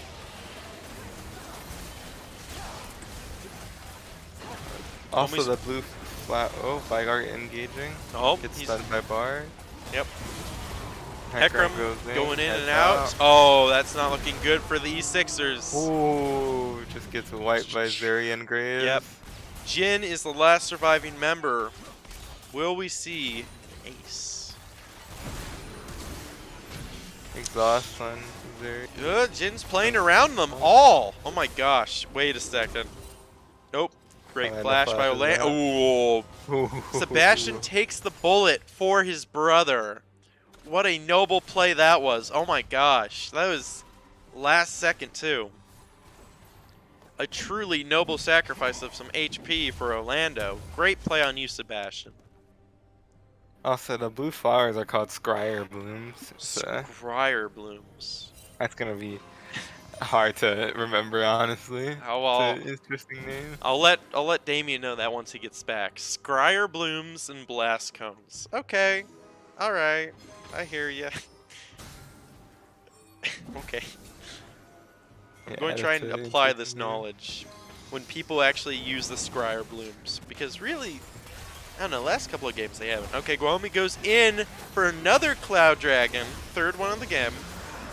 And, oh my gosh, yeah.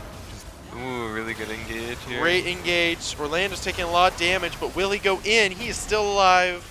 He and Nasus fall at the same time. Guajome still has an advantage. Sona's going to try and get those heals out as much as she can. Jin traps are being just shot up. Oh my, the 4-person bush strategy. And the use of the blast gun. Here, you can press tab so you can look at yes. a couple items. How's it looking so far, Trey? Never frost on the side just for that extra bit of CC. Honestly, I would have preferred instead of ever Frost Horizon Focus, which is just kind of standard, would have preferred to see like Leandry's Morale and Namicon to kind of just apply grievous wounds to everybody and just keep it ticking. Yeah. True. Ooh, Jin ultimate hitting Raya for tons of damage. Guajome's pushing forward regardless. Oh my gosh. Taylor has been shot. Raya's 1 HP. Heck yeah, Raya's 1 HP and Jin is tracking him. Look at Jin go. Jin's shooting Aiden, but you know where Jin's going. Oh, never mind. Yeah, Heckram just looking for that re-engage on the Raya the entire time. Raya barely lives. Wow. Okay, Guajome backing up, leaving a handful of wards behind them. Yeah, this has been a very wardy game. Look at that. 5, 6, 7. 7 wards for Guajome. I think 6 for... Oh, another turret for the eSixers, bringing them up to 4. Guajome's at 7. Oh my gosh. Kinda insane, honestly. I thought they got Baron. Did they never finish the Baron fight? I guess not. No, they never finished it. I also noticed there's a Baron counter up here, right? Is it Baron? Yeah. Yeah. There's a way to expand this somehow. I don't know how. This like top thing. I've seen Damien do it. I don't know how, but also tells you the buff. That's kind of cool. Can't say I dabble in spectator too often. Understandable. Trey. You are usually in the game, dominating, destroying, obliterating. All the. I wouldn't say all that now, but well, I've heard tales, Trey. I've heard tales, and that is why I respect you deeply. Also, you're a great person. Great person. Too. I don't know who's capping to you these tales, but no. Oh, Nasus is just all that HP of Nasus gone. Yeah. Guajome is playing as one. They've reached true gamerhood. Going in for Baron. A great play. Take out Nasus, go Baron. Oh my gosh. And Orlando, all the while, is distracting the entire enemy team. Look at him go. He's gonna die here, but he's dying for Baron, so it's honestly... Yeah, he's dying. Oh, he might get out. Well, if Heckram's chasing you, you're not really going to escape. Yeah, you're not going anywhere. Yeah, no, you're not going anywhere. So Orlando takes the oof, but in his oofing, Guajome has the upper hand. They have Baron. They are almost full HP, and they are pushing mid. There's also no tower protecting the inhibitor at mid.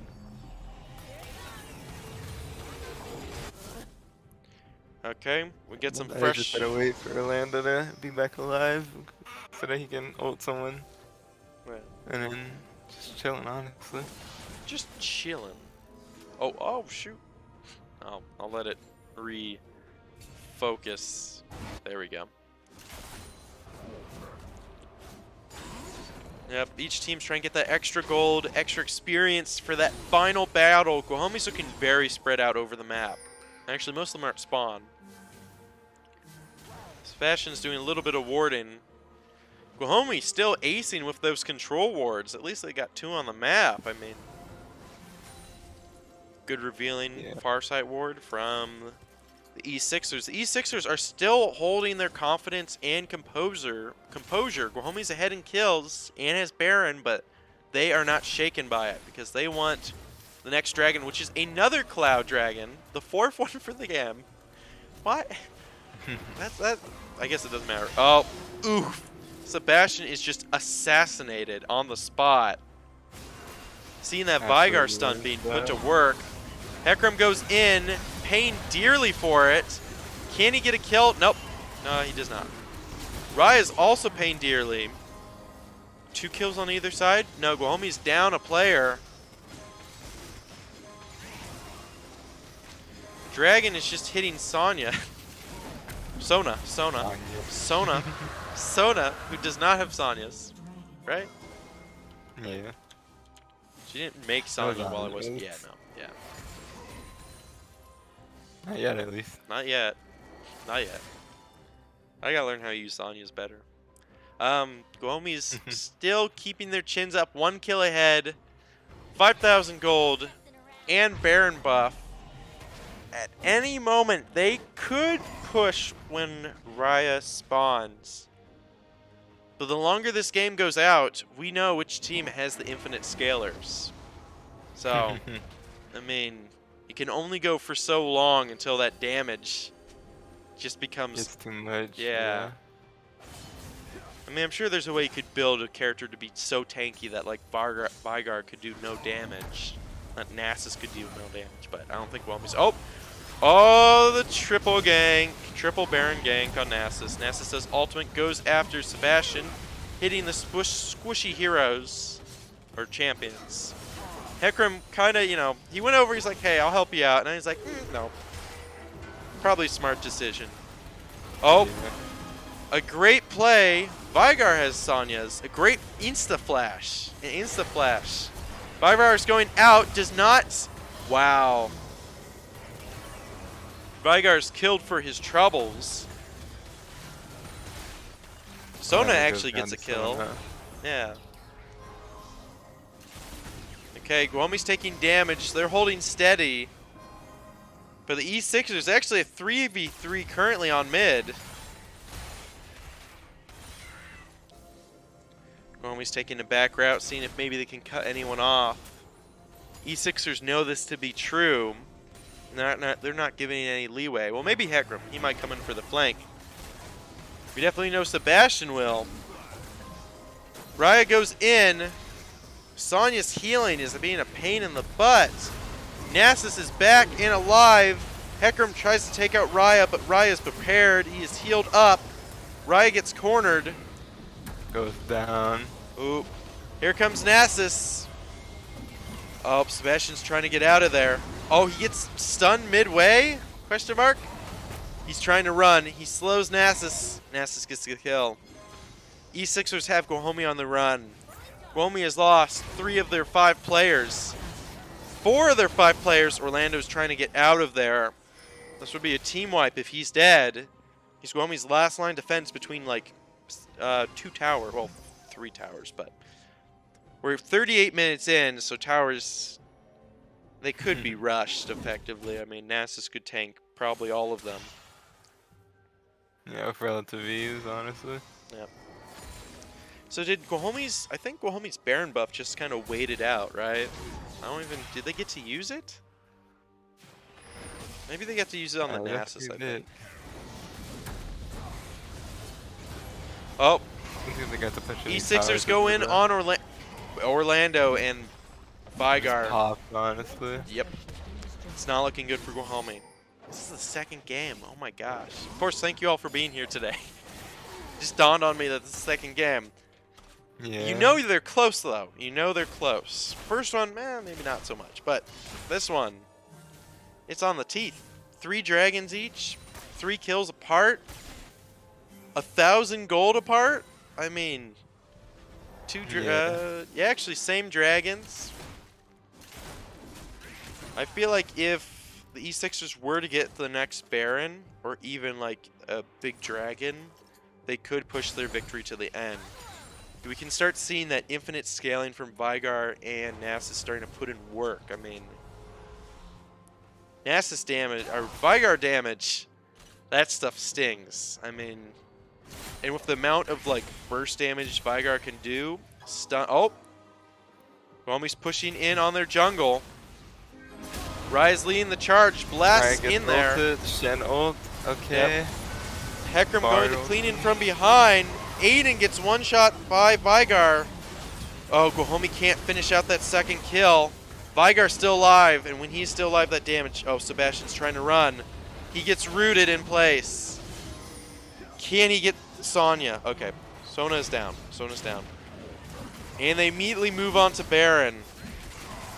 Is Orlando alive again? Oh my gosh, it's just Orlando. Orlando's just he's beeline for Dragon. And Baron has been claimed by the eSixers, who start immediately pushing mid. No, they're immediately pushing Dragon. And it's another Cloud Dragon. What the heck? It's an Yeah. This is the 5th one. Sure. So how the dragons work is the first 2 dragons, right? Yeah. Are Infernal and Mountain. So Soul cannot be that one. And until Soul is claimed, it's only going to give that 3rd dragon. Oh. For the entire match. Until the Soul is claimed, so. Really? Oh, so that was Soul. Oh, Yeah. okay. There can technically be 5 Cloud Dragons in one game. Wait, yeah, that's correct, right? Yeah, that's correct. Yeah. Well, they got the Soul, so now they're extremely buffed. Zooming around, which with Hecarim, oh my gosh. Zooming Hecarim. Both teams are not out of it yet. The eSixers are in the lead. Game could change. eSixers are pushing. Sebastian just running in there. We are slowly seeing that the eSixers are pushing their late game advantages and their tactical prowess. And are slowly pushing up on Guajome. Guajome has to figure out a plan, and quick. Hecarim flanks around. Jhin immediately does his ult, probably going to body someone. Aiden doing, immediate flash out of his ultimate. Guajome's heading back to their spawn, not risking any more deaths. Yeah, everyone gets out of there. Sebastian's teleporting dangerously close to the border. Taylor just one shot. Yep. Looks like this game's gonna go to the eSixers. Yep. Unless Guajome can somehow pull out a win, it's not looking good. They got Baron. Yep. It is not looking good for Guajome. They're trying their best, but the damage output of the eSixers is not looking good. Even Orlando, with all his HP, can do nothing. Wow. And that is a GG. I think the second game got one more after this. Wow. And now the final game of I think the final game. I don't know if it's best of 2. Wow, it's been 2 hours already. Technically. Technically an hour and 3 minutes till we've started. We're going to look at the stream I think real it's quick. best of 2. Yeah. Oh, is it the best of 2? Oh. Yeah. Of course, thank So you all there's for gonna be being one here. more. I know this is one of the more attrition games, but both teams are, of course, doing a great job, or as best as they can. We can look at all the stats here, advanced details, all the items. I think everyone pretty much got max build. Almost everyone. Anything seem unusual to you, Trey, for the item builds or? Really? Oh, I think we might have to come back. Let's get on in, and now I know exactly to go to spectate. I believe we're going to get right into it. So, Trey, of course, if you want to take a bathroom break, or I'm good this time. You chilling? Okay, I'm gonna go turn on a light because it is getting dark in here. So I'll be right back. Right back. Alright.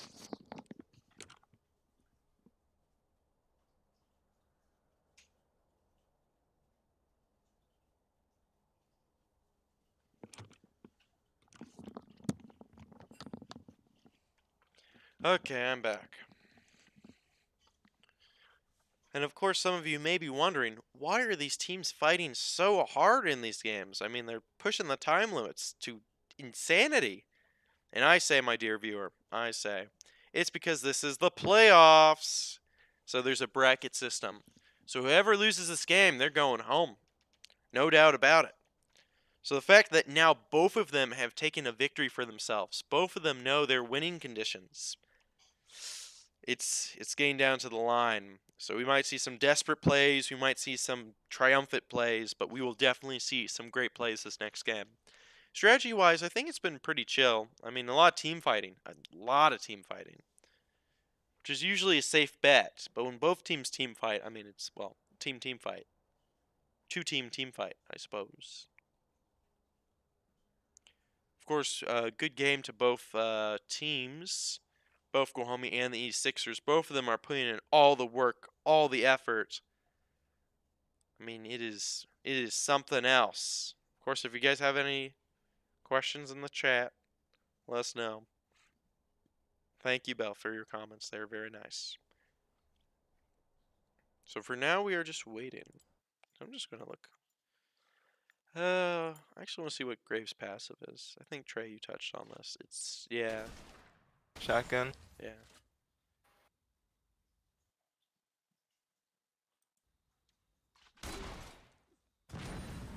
Oh, that's cool. I don't know all the League of Legends characters, so it's like looking for them. Yeah, having the playtime to where I'm pretty, at least confident in my ability to name everything about every champion. That's good. That's good, though. I thank you for bringing that information to the table and putting it to good use, Anytime, Trey. Thank anytime. you. Oh, and here we go. So let's see if any bannings have been reformed or people are putting more stress on the bans. So we'll see. Guajome's going first with their bans, so this is a very important choice because whatever they don't ban for their first couple of picks, probably guaranteed going to be played. Sona ban. Ooh. Kiana ban. Of course, they still don't want to see Rise Kiana. They may have seen the last game. Soraka? Good lord. Soraka ban and a Blitzcrank ban. They really don't want Sebastian playing Blitzcrank. I mean, we saw the first game of Sebastian. He played Nautilus very well. Nasus ban. Katarina ban, and now we get to the picks. Yone pick. Okay. Guajome's really shaking it up. I mean, new heroes, new champions every game. Well, mostly new. Did anyone do a repeat? I don't think so. I don't know. We could look back at the, recording. Did they? I think. Yeah, no, I don't think we picked the same champions at all, right? No, we picked Graves twice. Yeah, that's right. Yep, Graves twice. Zed pick for the eSixers, who are now going to be on red. I've not seen a lot of Zed gameplay, but I know I've played him once, and he can just teleport around, deal damage, get out. I mean, the whole assassin package. A Hecarim pick. I'm actually surprised Guajome didn't ban Hecarim right off the bat. I guess if you shut Hecarim down early game, he becomes less of a threat later game. Samira pick, of course. So, Samira Nautilus again? Ah. Maybe Samira Leonis, yeah? Maybe. Yep. Called it. You called it, Trey. Samira Nautilus, that did, I mean, to Guajome's credit, that did get them a W the first game. Honestly, we just, because they're seeing 3 AD, we might just see Orlando play at Ornn again, honestly. Maybe. I mean, Ornn is a great help to any team most lane playing. Ezreal. Ooh. That is a bold pick, I must say, because Ezreal, you got a Dr. Mundo ban. They really don't want Dr. Mundo. Ezreal can be an interesting pick. What would that be? Ezreal into... Samir. Yes, Miranalis. That would be interesting to see how that works. I mean, Ezreal has a lot of range, though, right? At least for yeah, Play really his business. safe, so Set ban, understandable. So this could be a potential risk for a Lilia ban, understandable as well. And a Mordekaiser ban. We haven't seen a Mordekaiser yet. But Guajome probably has their reasons for banning him. yeah, we're probably gonna see Orin because Mordekaiser counters Orin, so I'm assuming. Or we might see Alawi too. True, we may. Allow can do the work. I mean, if you allow Lowry, I mean, Orlando did one Lowry game where you just like let him off the chain. It was like, oh no. Ooh, a Gwen pick? That could be for Riot or Orlando. I know both of them have played Quinn, so. True.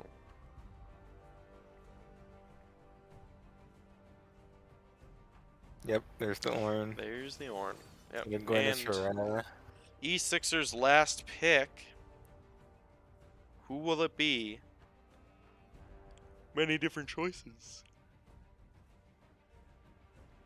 Ooh. A Kale pick. And the reordering, of course. So Ezreal into Ornn? Question mark? Wait. No. Wait. Wait. They're switching it around right now.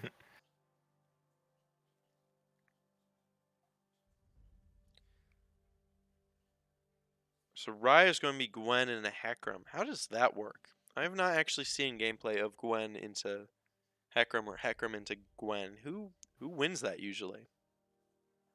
Honestly, Gwen's not the strongest early game, but after she gets one or two items, her healing and her true damage just starts getting to the point where it just melts anything that has like an HP bar over 2.2k. So, Oh, yeah. because she does a lot of max HP damage, so it's pretty Gwen-sided in my opinion. Okay.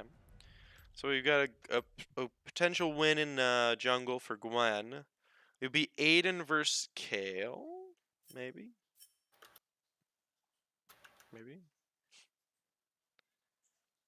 I don't know. I'm interested to see how this works. So looking at the team compositions right now, compared to the previous two games, do you see a favor or a potential winning team from either side? Honestly, I think our team's got this. I think Homie got this, Mm-hmm. personally. Personally, thank you. Composition-wise, how's it look? Honestly, we have like one thing just rolling for us. Their team is kind of a mix of everything, whereas our team is just get on top of them. We can play front to back really easily, Mm-hmm. or even back to front. We can do both as long as we're just our team is on the same page. Like, as long as we're all going on the same person, then we'll pretty much always, win any team fight. So Yeah. Nice. Well, I thank you for your input, Trey. Very nice. And thank you again for being here today, helping us no problem, man. commentate. Oh, no need to be sorry. No need to be sorry. The Those third game sorry hasn't. for my absence, but looking forward to the third round. Yep, Yeah. I am too. Yeah, no need. No need for worries. Third round is starting soon. So right now it's tied 1-1. We've seen some vicious fighting from Guajome. We've seen some crazy fighting from the eSixers. It's actually it's been pretty standard. There's been some outstanding plays, I gotta say, littered throughout from both teams. Both sides have been putting in their all, but it boils down to this. This is the climax of the games right now. Both teams have a win under their belt. They know they can get a win. And that is what's going to make them try their best. So as long as nothing supernatural happens, it should be fine. So we In should theory. see both teams play at their hardest and best.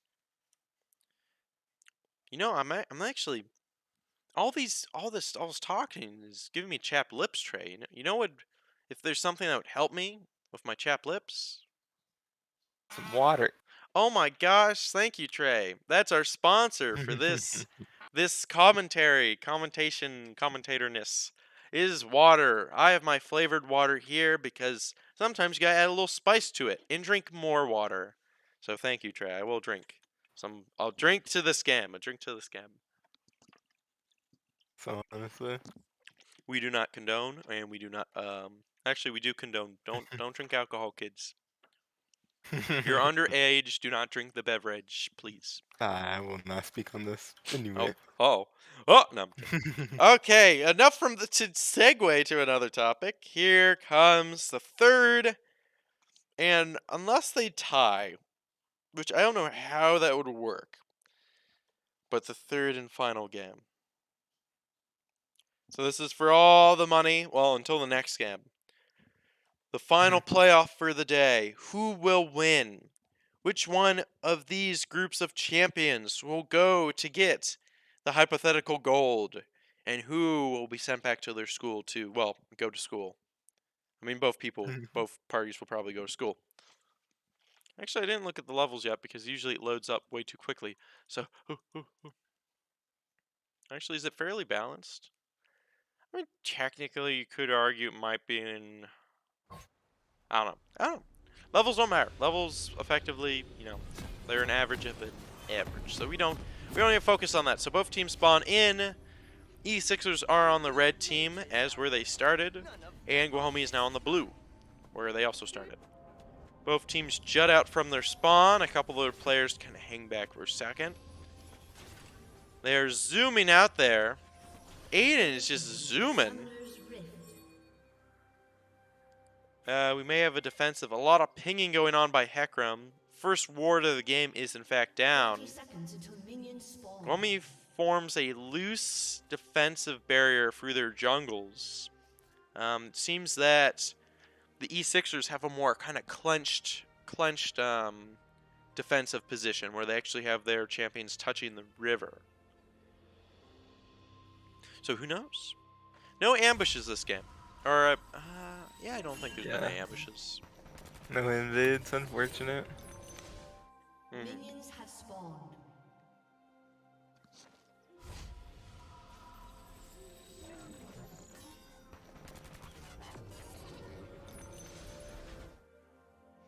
Get a haircut. Trust me.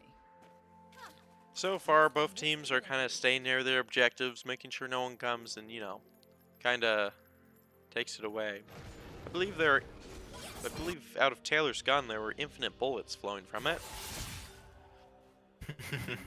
Zed and Aiden meet in battle for mid, getting each kill and getting more gold. Oh. Oh. Oh. Oh. Okay, and it seems there may be a technical difficulty on the eSixers part. So we're on pause for now.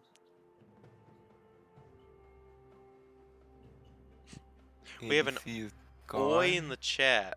Can I just hit enter? I don't want to say anything. I want to ruin their groove. Starting out, same gold. Objectives. Oh, that's cool. So actually the herald symbol changes to the Baron symbol. I didn't even notice that. It's a nice touch. Very futuristic. Oh, that's nice. You can actually hover over what their ultimates do. Of course, you can see all their little special abilities. We got Aftershock. Or I guess we can't. Okay. Yeah, I can't see runes on nothing. Yeah, runes don't. Can you see a rune? I guess you can see the runes that have the little... No, you can't. Oh, it's okay. Can you see all the base things? See mana. Experience, I think. What else? Oh, you can flip the thing. Oh, you can see all the little specifics, too. Oh, that's cool. I like that. You can do that in normal game for those at home who haven't played. But it's just cool that you can do it here. Look at the stats of everyone. Yeah, the stats. Is there an informational... I want to see if there's like an informational panel. Interface. HUD scale. Notifications. Legacy. Enable legacy. Oh, this is cool. And we now got a little finger. Nice. I don't know what legacy. I never played the first game. Does this bring shame? If I use the legacy cursor and I haven't. I don't think it does. I don't think anyone in particular cares about whether. If you use the legacy cursor or not. Yeah, I think it's just preference. Yeah. I'm trying to think. Where do you have? Oh, you also have the ward.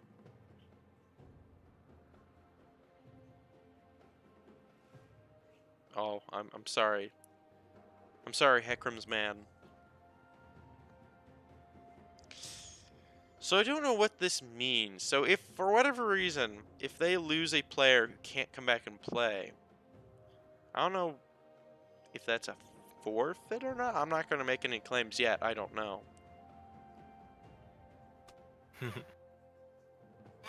think the game will just restart. I'm not sure what happens if it does, though. I'm not sure if it counts as our win or not. We can go back. Wait, if I go back, will it? Oh, yeah. So no, we should actually stay. Take us forward. I just want to make sure we don't, like, go back, and then we're like, oh, we're analyzing, and by the time we come back, it's like, oh, they moved. You want to check the...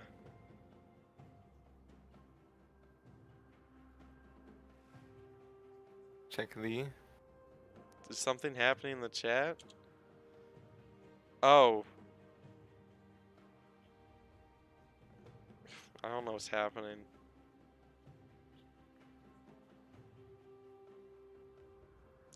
Okay, it seems I'm going to ignore that. It seems the players are becoming a little spicy in chat. We will just don't look there. Okay, Heckram's giving a lot of details. Ignore that. I'm sure everyone is fine and safe. Wow, look at all these starting items. Yum, yum, yum. Doran's Blade. No Doran's Shield, which I guess probably goes with their builds. Oh, you can zoom in. That's a great feature. Get into battle. Should I look at the... Okay, I want to back out and look at the screen. Oh, wait. Oh, it just hit 0. I'm stupid. Okay, I'm going back. I'm sorry. Okay, so I believe we're back in it. Looking at the chat, I think it's all good. Or at least that's what Heckram assures us. No spicy plays yet. We are 2 minutes in. Last game, I think someone got killed at the 3-minute mark, so we'll see. Oh, a miss anchor by Sebastian, and his health pays dearly for it. Oh my gosh. Sebastian just permanently looking for these hooks. Look at him go. Look at him go. He's just going back and forth, back and forth.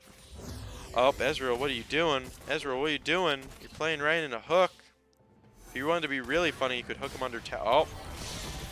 He just played in the hook. Sebastian taking a lot of damage. Using the flash. Understandable. Oop. Orlando going in on Kale. It's Kale, right? Yeah. Okay, thank goodness. I just want to make sure I wasn't saying Kale the entire time. And it's like, oh, it's actually Kaylee. It's like, oh.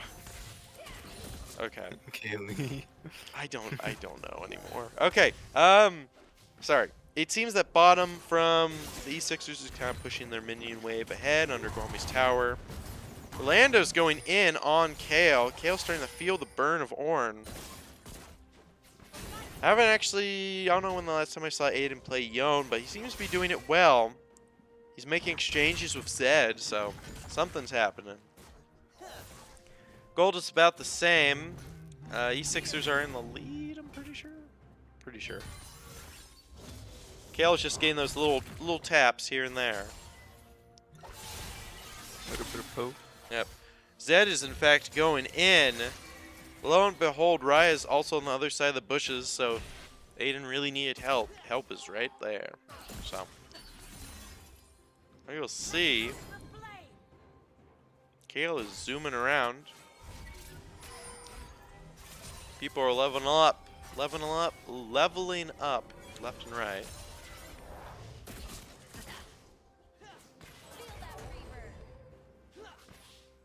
no unique plays so far. So far, it seems everyone's able to keep their lane. The junglers both teleported home at the same time. That's kind of funny. Oh, can you get the? Ooh, I think Taylor got the cannon minion. Just a minion on the cannon. Actually, his big mittens. It actually looks like big minions. Minion mittens. A lot of minion pushes from the eSixers. Yeah, getting kind of chunked. Yeah. Aiden's looking low on HP. Zed's almost full.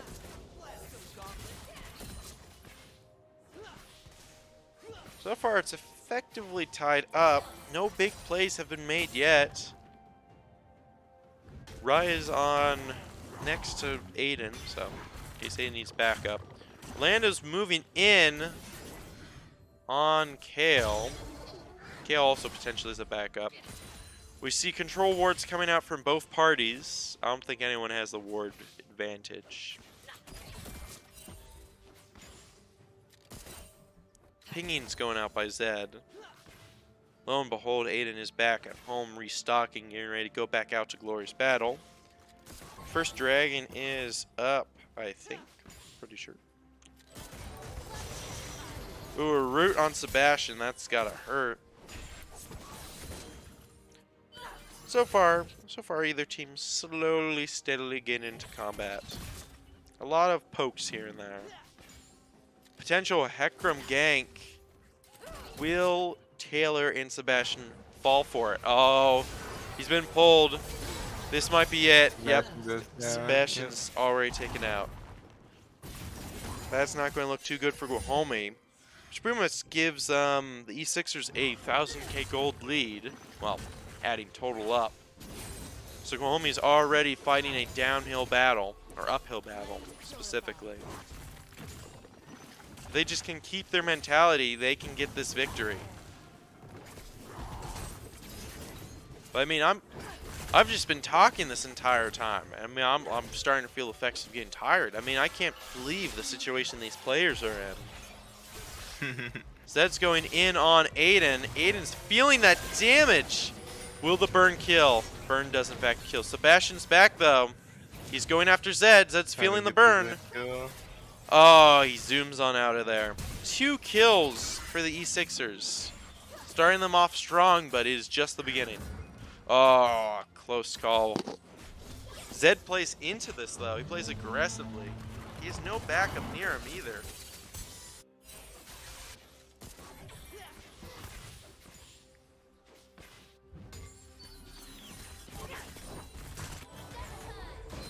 Both Kale and Orlando are looking low on top.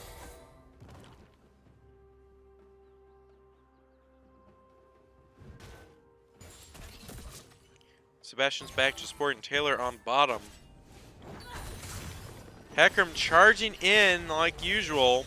I believe Orlando has enough time to get back to his bottom though.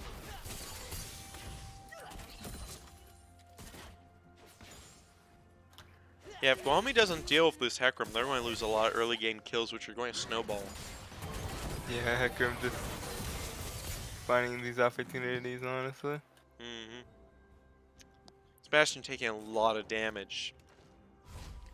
Nollis can be tanky, but he's not that tanky yet.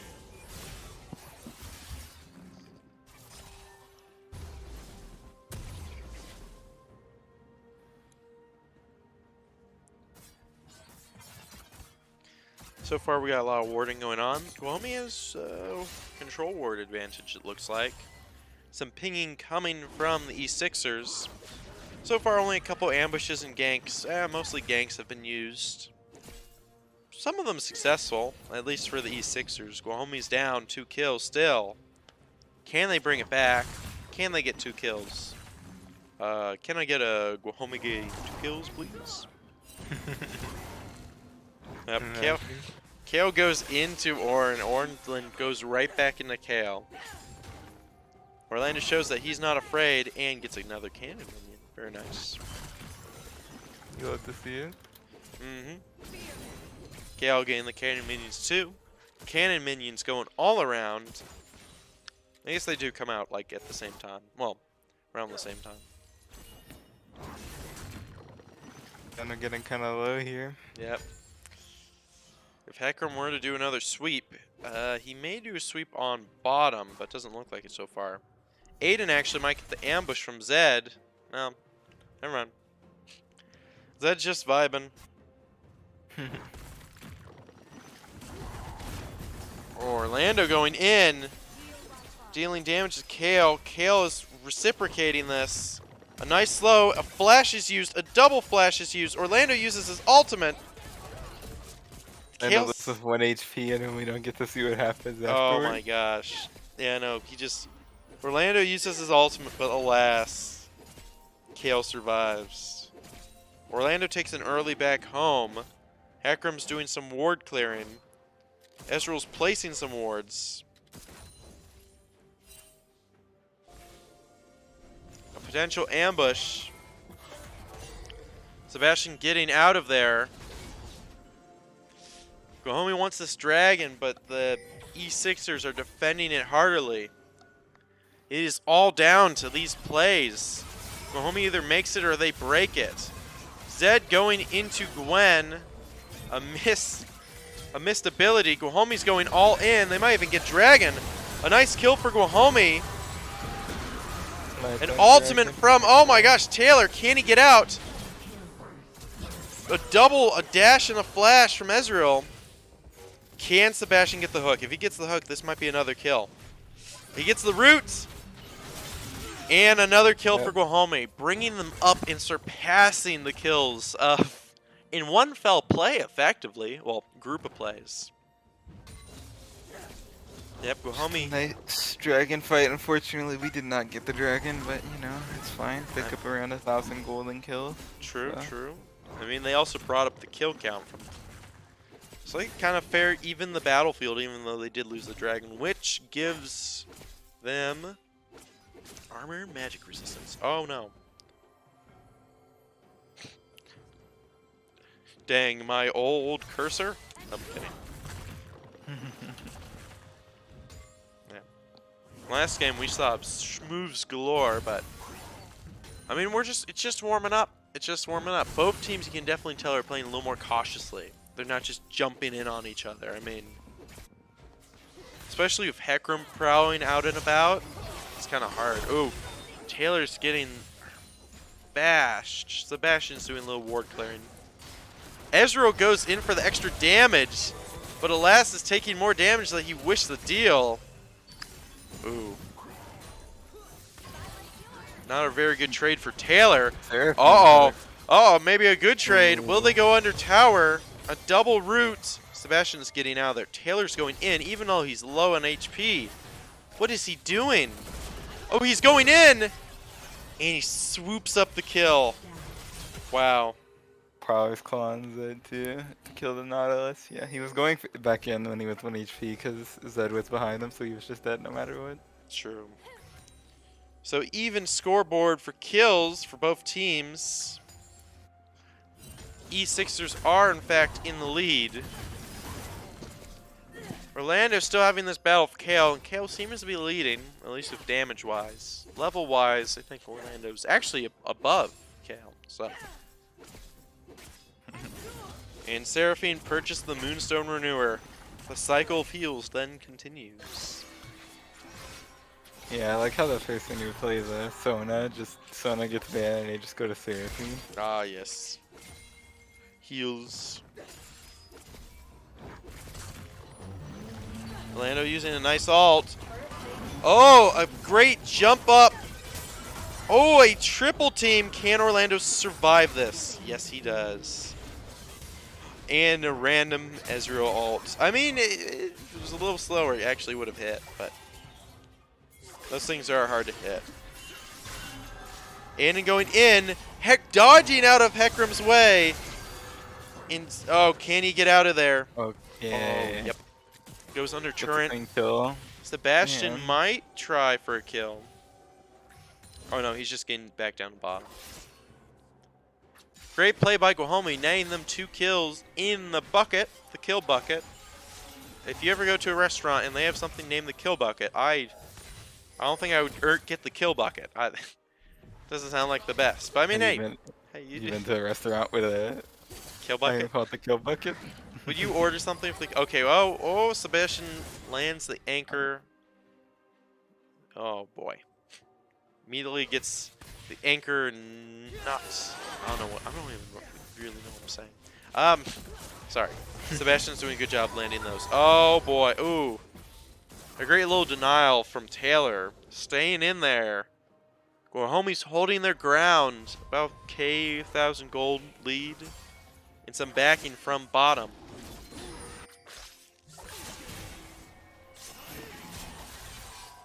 Aiden and Zed are still playing against each other. Zed has the increased damage. He's under tower. Will he risk it? Oh, nope, he just gets out of there. Aiden's shield bow just keeping him alive. I think that was shield bow at least. Oh, we can check with the power of technology. No, it's a refillable potion. Orlando just chasing after Kale at half HP. Kale's just a little too quick. Orlando just getting super tanky. Kale just can't deal with her right now. What is he even running to get that tanky? He's running. Just Frostfire. honestly. Ooh, a surprise attack, an ambush. Can he get out of there? I think he can. Will the burn be enough? Oh, just a couple pixels off for Raya. He was so close too. That kill actually really helped Aiden, who's kind of on par right now with Zed. Is he on par? 11 to 11, yeah. That was close. A good attempt though on Guajome's part. Another surprise from Sebastian. Taylor goes in, but the tower turns start hurting. Sebastian gets a nice root on. He tries to run. It's hurting him. It's hurting him. Oh, he tries to get out. Oh my gosh, a double kill for bottom. Seraphina and Ezreal flashed for it though. They did flash for it. Not the worst, not the worst. Pinging's going on all over bottom jungle. Orlando goes in. Kale uses an auto alt. tag by accident. A nice sneak attack from Raya. They're going in on Zed. Zed keeps. Oh my gosh. He just keeps. Escape was not for Zed that time. Orlando's going in. Can he survive turret? Oh, rip. That was a good attempt though. On Orlando's part.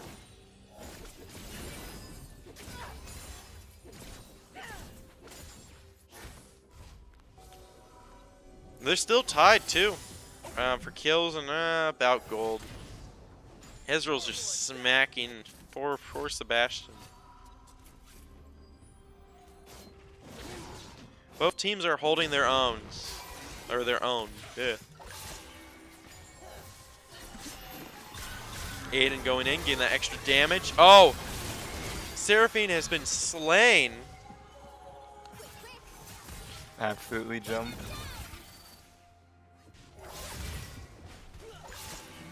Great plays on Guajome's part. Riot's really utilizing Gwen's abilities. Every player is. Not just Gwen, but I mean, like, you know. And now they descend on tower. Ezreal using ult. I don't know if that was worth it. That's his ult, right? Yeah. His ult doesn't really look cool down there. Oh, okay. Gotcha. And a Herald is used for Guajome. Oh, they might actually get the slam if anyone's in front. I don't know if no, I don't think they... Yep, but the Herald gets the slam. So ping's going on. Pinging is occurring.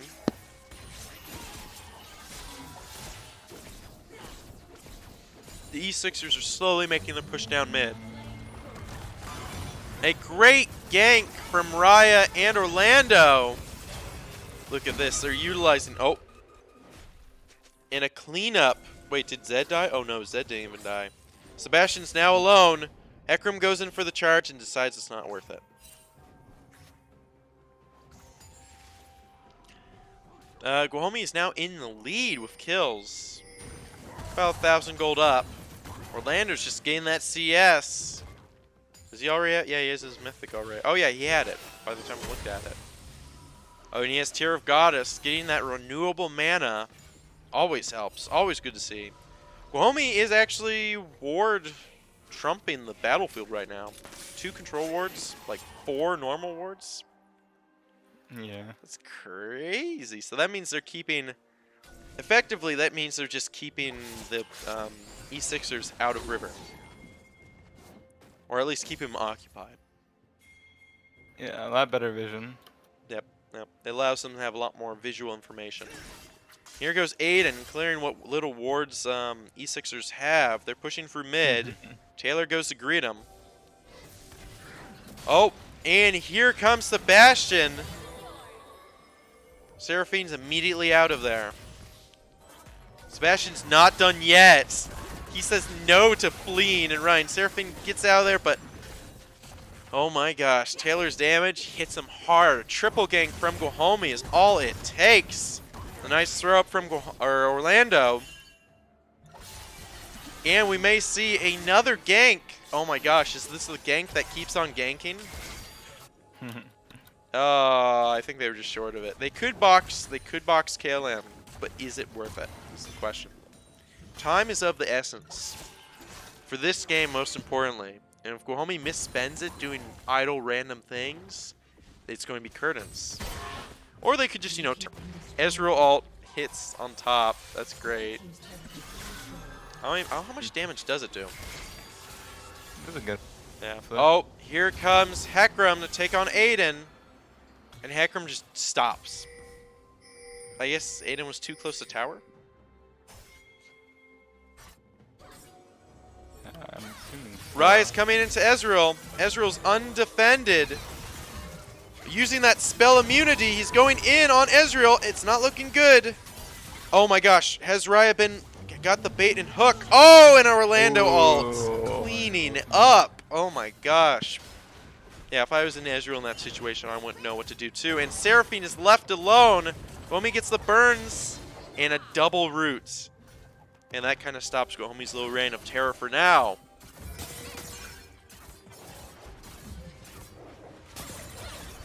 Guajome is now cleaning out the eSixers bottom jungle. We'll also notice that the wards have, like, insanely, like, actually, no. Was I reading the wards wrong? Oh, no, I wasn't. Never mind. The wards about the same. eSixers are back and ready for a fight. Slowly pushing through their jungle. Ezreal ult all the way. Wow. Okay, that does do a lot of damage. That hurts. Sebastian goes on lookout duty. Pulling in Hecarim, keeping him distracted. Taylor driving Hecarim off. And they get another dragon. Their first dragon, actually. Water dragon. And oh my gosh, it is nighttime already. Which means I'm going to have to get a turkey off a roof. That should be fun. But that is besides the point. We got some more jungling going on. Raya is using that true damage. Oh my gosh. A potential gank on Orlando. Actually, no. Orlando takes a safe choice. Good on you, Orlando. Good on you. Or I'm not inside his mind right now. Too many risks. Yeah. There's always that moment when you're playing League of Legends where it's like, how far do I push up? What's a good idea? When do I push up? You know. And even if you like miscalculate that for just a little bit, that can cost you your life in game. I mean. Yeah. Also, if you can waste too much time. I mean, you see how Orlando skillfully, not waste time, but he misuses the enemy's time. He'll draw them all down to him. It's like, oh, Kale is in for it. Guajome goes in. Raya misses key on Kale. Oh, it's not looking good for Guajome. Aiden is down. Raya moves away. Can he get Grump? He does get Grump, but oh, that is not worth it, I don't think. Taylor's just going after. Taylor comes back. Damage dealers here. Sebastian going in for the stun, missing the stun. It's not looking good. Kale and Zed are chasing after him. He does a flash, but he gets a slow on him. He's getting out there. Minion to get out. Yep, he just keeps getting slowed, and that is another kill. Guajome's still in the lead. This entire time, Orlando's just been chipping away. He does a great job at that, though. Like the misdirection. People could. Oh, well, top talk constantly. about. Yeah, he does a good job of pushing top. But people could argue, is it really worth it to push top if you're going to lose like 4 people? Casualties of war, right? I mean, I don't know. I'm not in their brains right now, but Orlando's taking a nice little walk. Ezreal is going behind them. Orlando going in. Seraphine jumping in for the heal. Missing the stuns. Or roots. Roots, I think. Yeah, roots. Kale retires. Oh, yeah? Seraphine E actually, it can stun. It's based on what status they have on them, so it slows, and if they're slow, then it roots. If they're rooted, then it stuns. So since she fires 2, it will always root. If she buys Rylai's though, she can always make it root. Gotcha. Aiden going in. Kale is just sliced to ribbons. Good on you, Aiden. Oh my gosh. I was kind of wondering, why is Aiden playing Yo? And then lo and behold. Okay. Yeah, got a little Potential. pocket pick. Yep. Orlando's just doing a little bit. Oh, rip. Orlando goes in. He knows he has his teammates behind them. Double charm. Sebastian is suffering, but Guajome gets another tower to their name. Guajome's looking good. They're looking strong. I'm not going to go into like a, what is it called? A bargain guy. What's his name? Oh, I think another Ezreal. The Ezreals are actually hitting a lot. Yeah. Guajome regroups. Both teams have all their players. Guajome goes after the crab, get that permanent ward. And speed buff too. Which is very important for dragon fights. Always remember that. Well, I'm not going to tell you, Trey, to remember League of Legends stuff. I am the student. You are literally the master, so.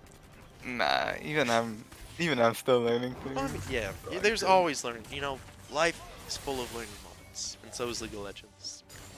That could have been a good senior quote. That's okay. Yep, Orlando's showing no fear as Zed does a crab thing. I don't know what that was, but Galaxy Slayer Zed, the skin recall animation. Yeah.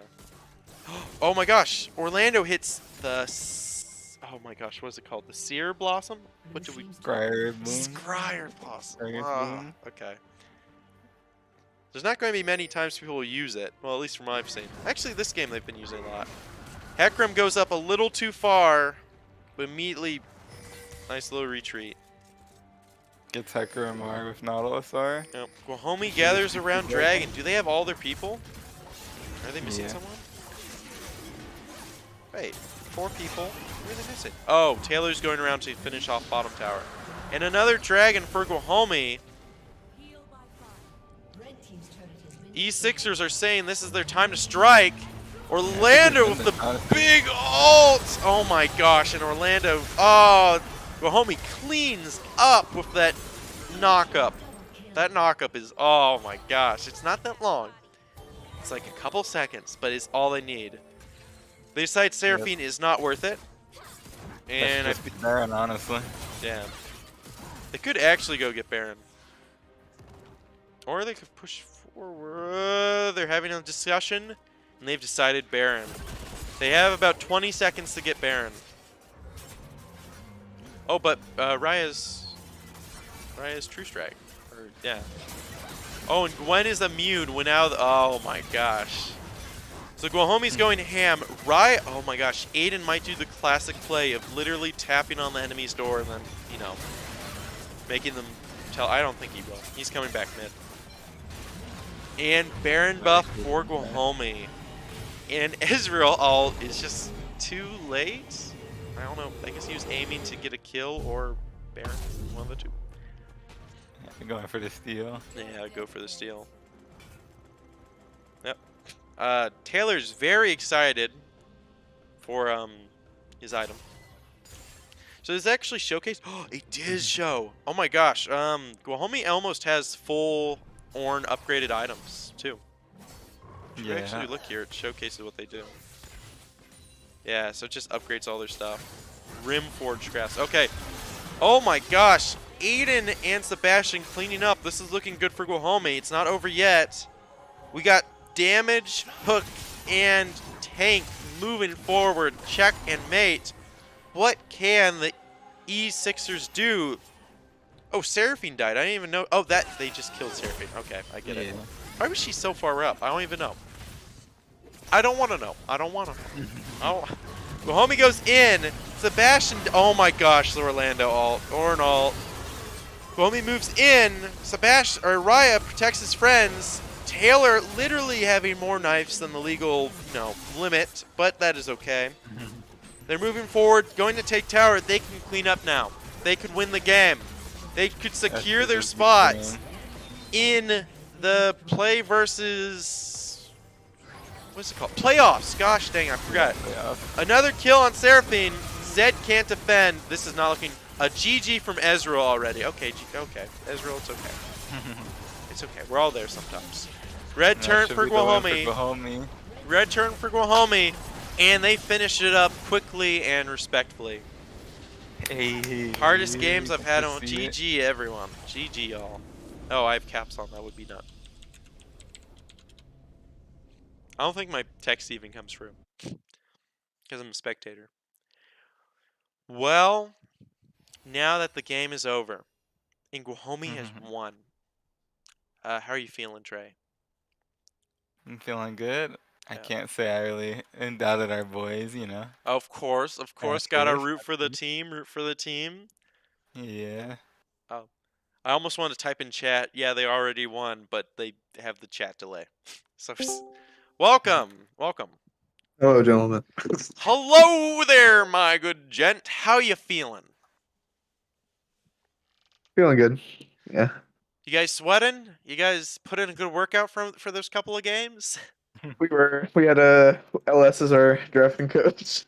Oh my gosh. Yeah, you guys truly did a wonderful job. I need to get you guys ice cream or something because it's crazy the amount of work you guys are putting into this. I mean, first game, you guys took the cake. Second game, not so much. What would you say you improved on from your second game to your third game?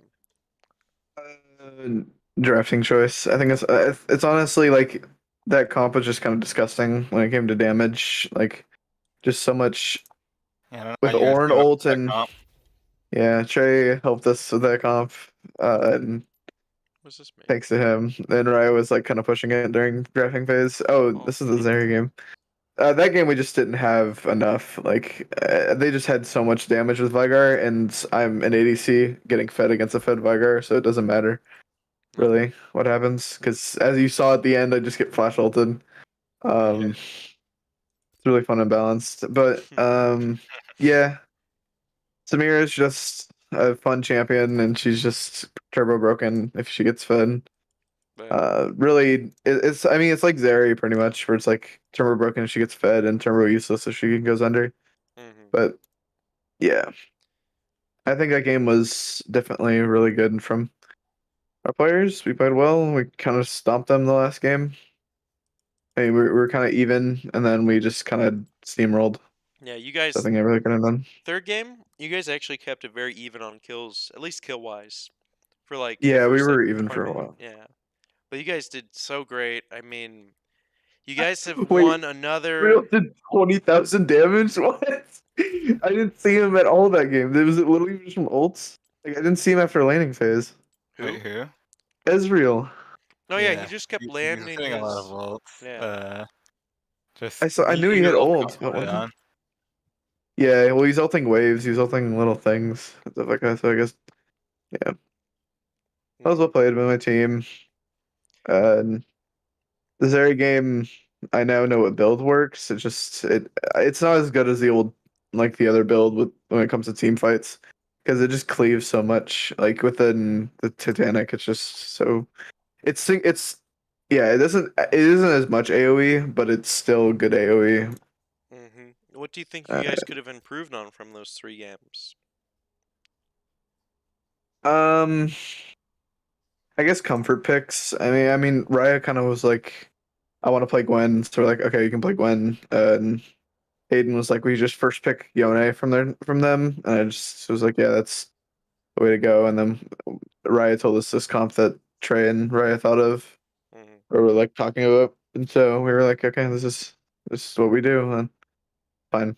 And I've been pushing Ornn for a while. I think Ornn's freaking broken. Like champions just late game just helps so much, and late game is able to do so much for the team. Well, So by late game, you guys just all kinda, yeah. had the Ornn buff for the items, the Rim Yeah, Forged. Yeah.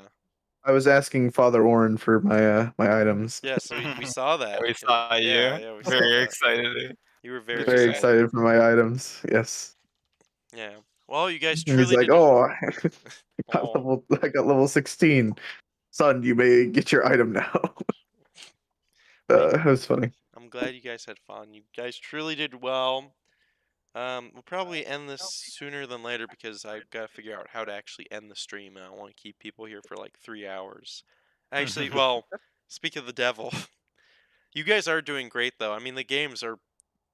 It's not bad that they're long, but That you was the guys are like ninth. evenly matched, which is truly great. I mean, Yeah, that was the ninth top team in the series, or in Good job. the Good job, boys. play That's all I have versus. to say. Good job. Thank you, thank you. At least they didn't. It was fun games. It was like evenly matched. Last tournament, it was like evenly matched for one game, and then the other two were just stomps because we knew what to do. Because yeah. they had one really bad person, and then just the rest were pretty. We're like, okay, top and mid, It was and we're like, bad Yumi. yeah. All we had to do was ban Yumi and Dokshan, and so we just This game you kind of applied the same thing. You banned oh my gosh, who was it? Sona and Son. Soraka. Yeah, Sona, Sona. Yeah, Sona. Sona. Sona and Raka. We Enchanter supports are just hard to deal with, and so even with they went hard Enchanter with the Sona in the second game, and we didn't have Nautilus and Samira, so it was like that's kind of the counter to that because if Seraphine stepped up any time there. I mean, the reason that Israel was like a good pick was because he was able to get out of our Sebastian's queues, Hmm. but it just wasn't enough because if Seraphine got hit, like every single time Seraphine got hit, she got killed. It just Yeah, was. that's true because yeah, their support just kind of did support, which I I mean, messed up. I messed up one play where I flashed in like place. I don't know if we oh, saw that, but I don't think we yeah, focused on that. I Good. flashed in place and like E'd nothing, and then Israel just killed me, and I just felt so bad because Dragon was up. Oh, we may have saw that. Yeah, All I remember is when it's Ryo was like he missed getting like I think Zed by like a fraction of a pixel. yeah. I know there was like one bad play in each game. Actually, I don't really remember much the first game, but I know that in the second game I gave away a shutdown to Vigar, which was dumb and what kind of lost us the game. Hmm. Yeah. I Yeah, had like a 300 gold shutdown. I just kind of walked up and died when I shouldn't have. yeah, but it So happens. It happens. You guys learn from it. You do better I from hope I it. learned. Let's see. I shouldn't have. I shouldn't have played Zeri. Well, Honestly, I shouldn't have because I just don't know the build yet enough. I don't know it, and I know it's good, and I know it does damage, but I just don't know then. It's so welcome, different from the Raya. other builds that should be tanky. I'll say in terms of Zeri, it's fine even if you don't know to build, but Zeri is a confidence champion, just like Samir. Samir is a confidence champion. You Yeah. cannot play it if you don't have confidence, and if the limiting factor just happens to be you don't know the build, then Well, I guess that. it wasn't like totally I don't know the build was the only reason. It just was like in team fights I can't play as like close. Like I have to like be max range with lethal tempo. Yep, space And out. I have to be like super spaced, which I was able to do a, a good amount of the fights, but it's just everyone died too fast. Like they had burst comp against Graves and fucking like Lissandra. Aiden can't Sonya's everything, and Hmm. Orlando isn't tanky enough, and Shield Bow doesn't save Raya because No, Vigar was fed. he was quite fed. He Yeah, was quite fed. but it happens. I'm getting comfortable in Zeri, so I mean I was comfortable on the champion for a while. I just need to kind of Adjust to the new learn. build. Yeah. Is there anything you want to say to the people at home, Raya, after those stunning games? Not necessarily. I mean, I think we're playing better. I think it's just a matter of us being more consistent and taking advantage of leads we have instead of throwing. Because I think that's what happened second game. Oh, one of the issues second game. But no, I mean, hopefully we can come away with another win Friday, and then yeah, that's really it. If we can win Friday, then we go next week, and I think we're in the quarterfinals or something. So there we go. So you guys keep up the great work. Is there anything else you guys want to say to the folks at home? Thanks for watching. Hope to see you next week or next time Friday. Friday. Yeah. Okay, well, you heard it here from our very own Guajome Esports teammate.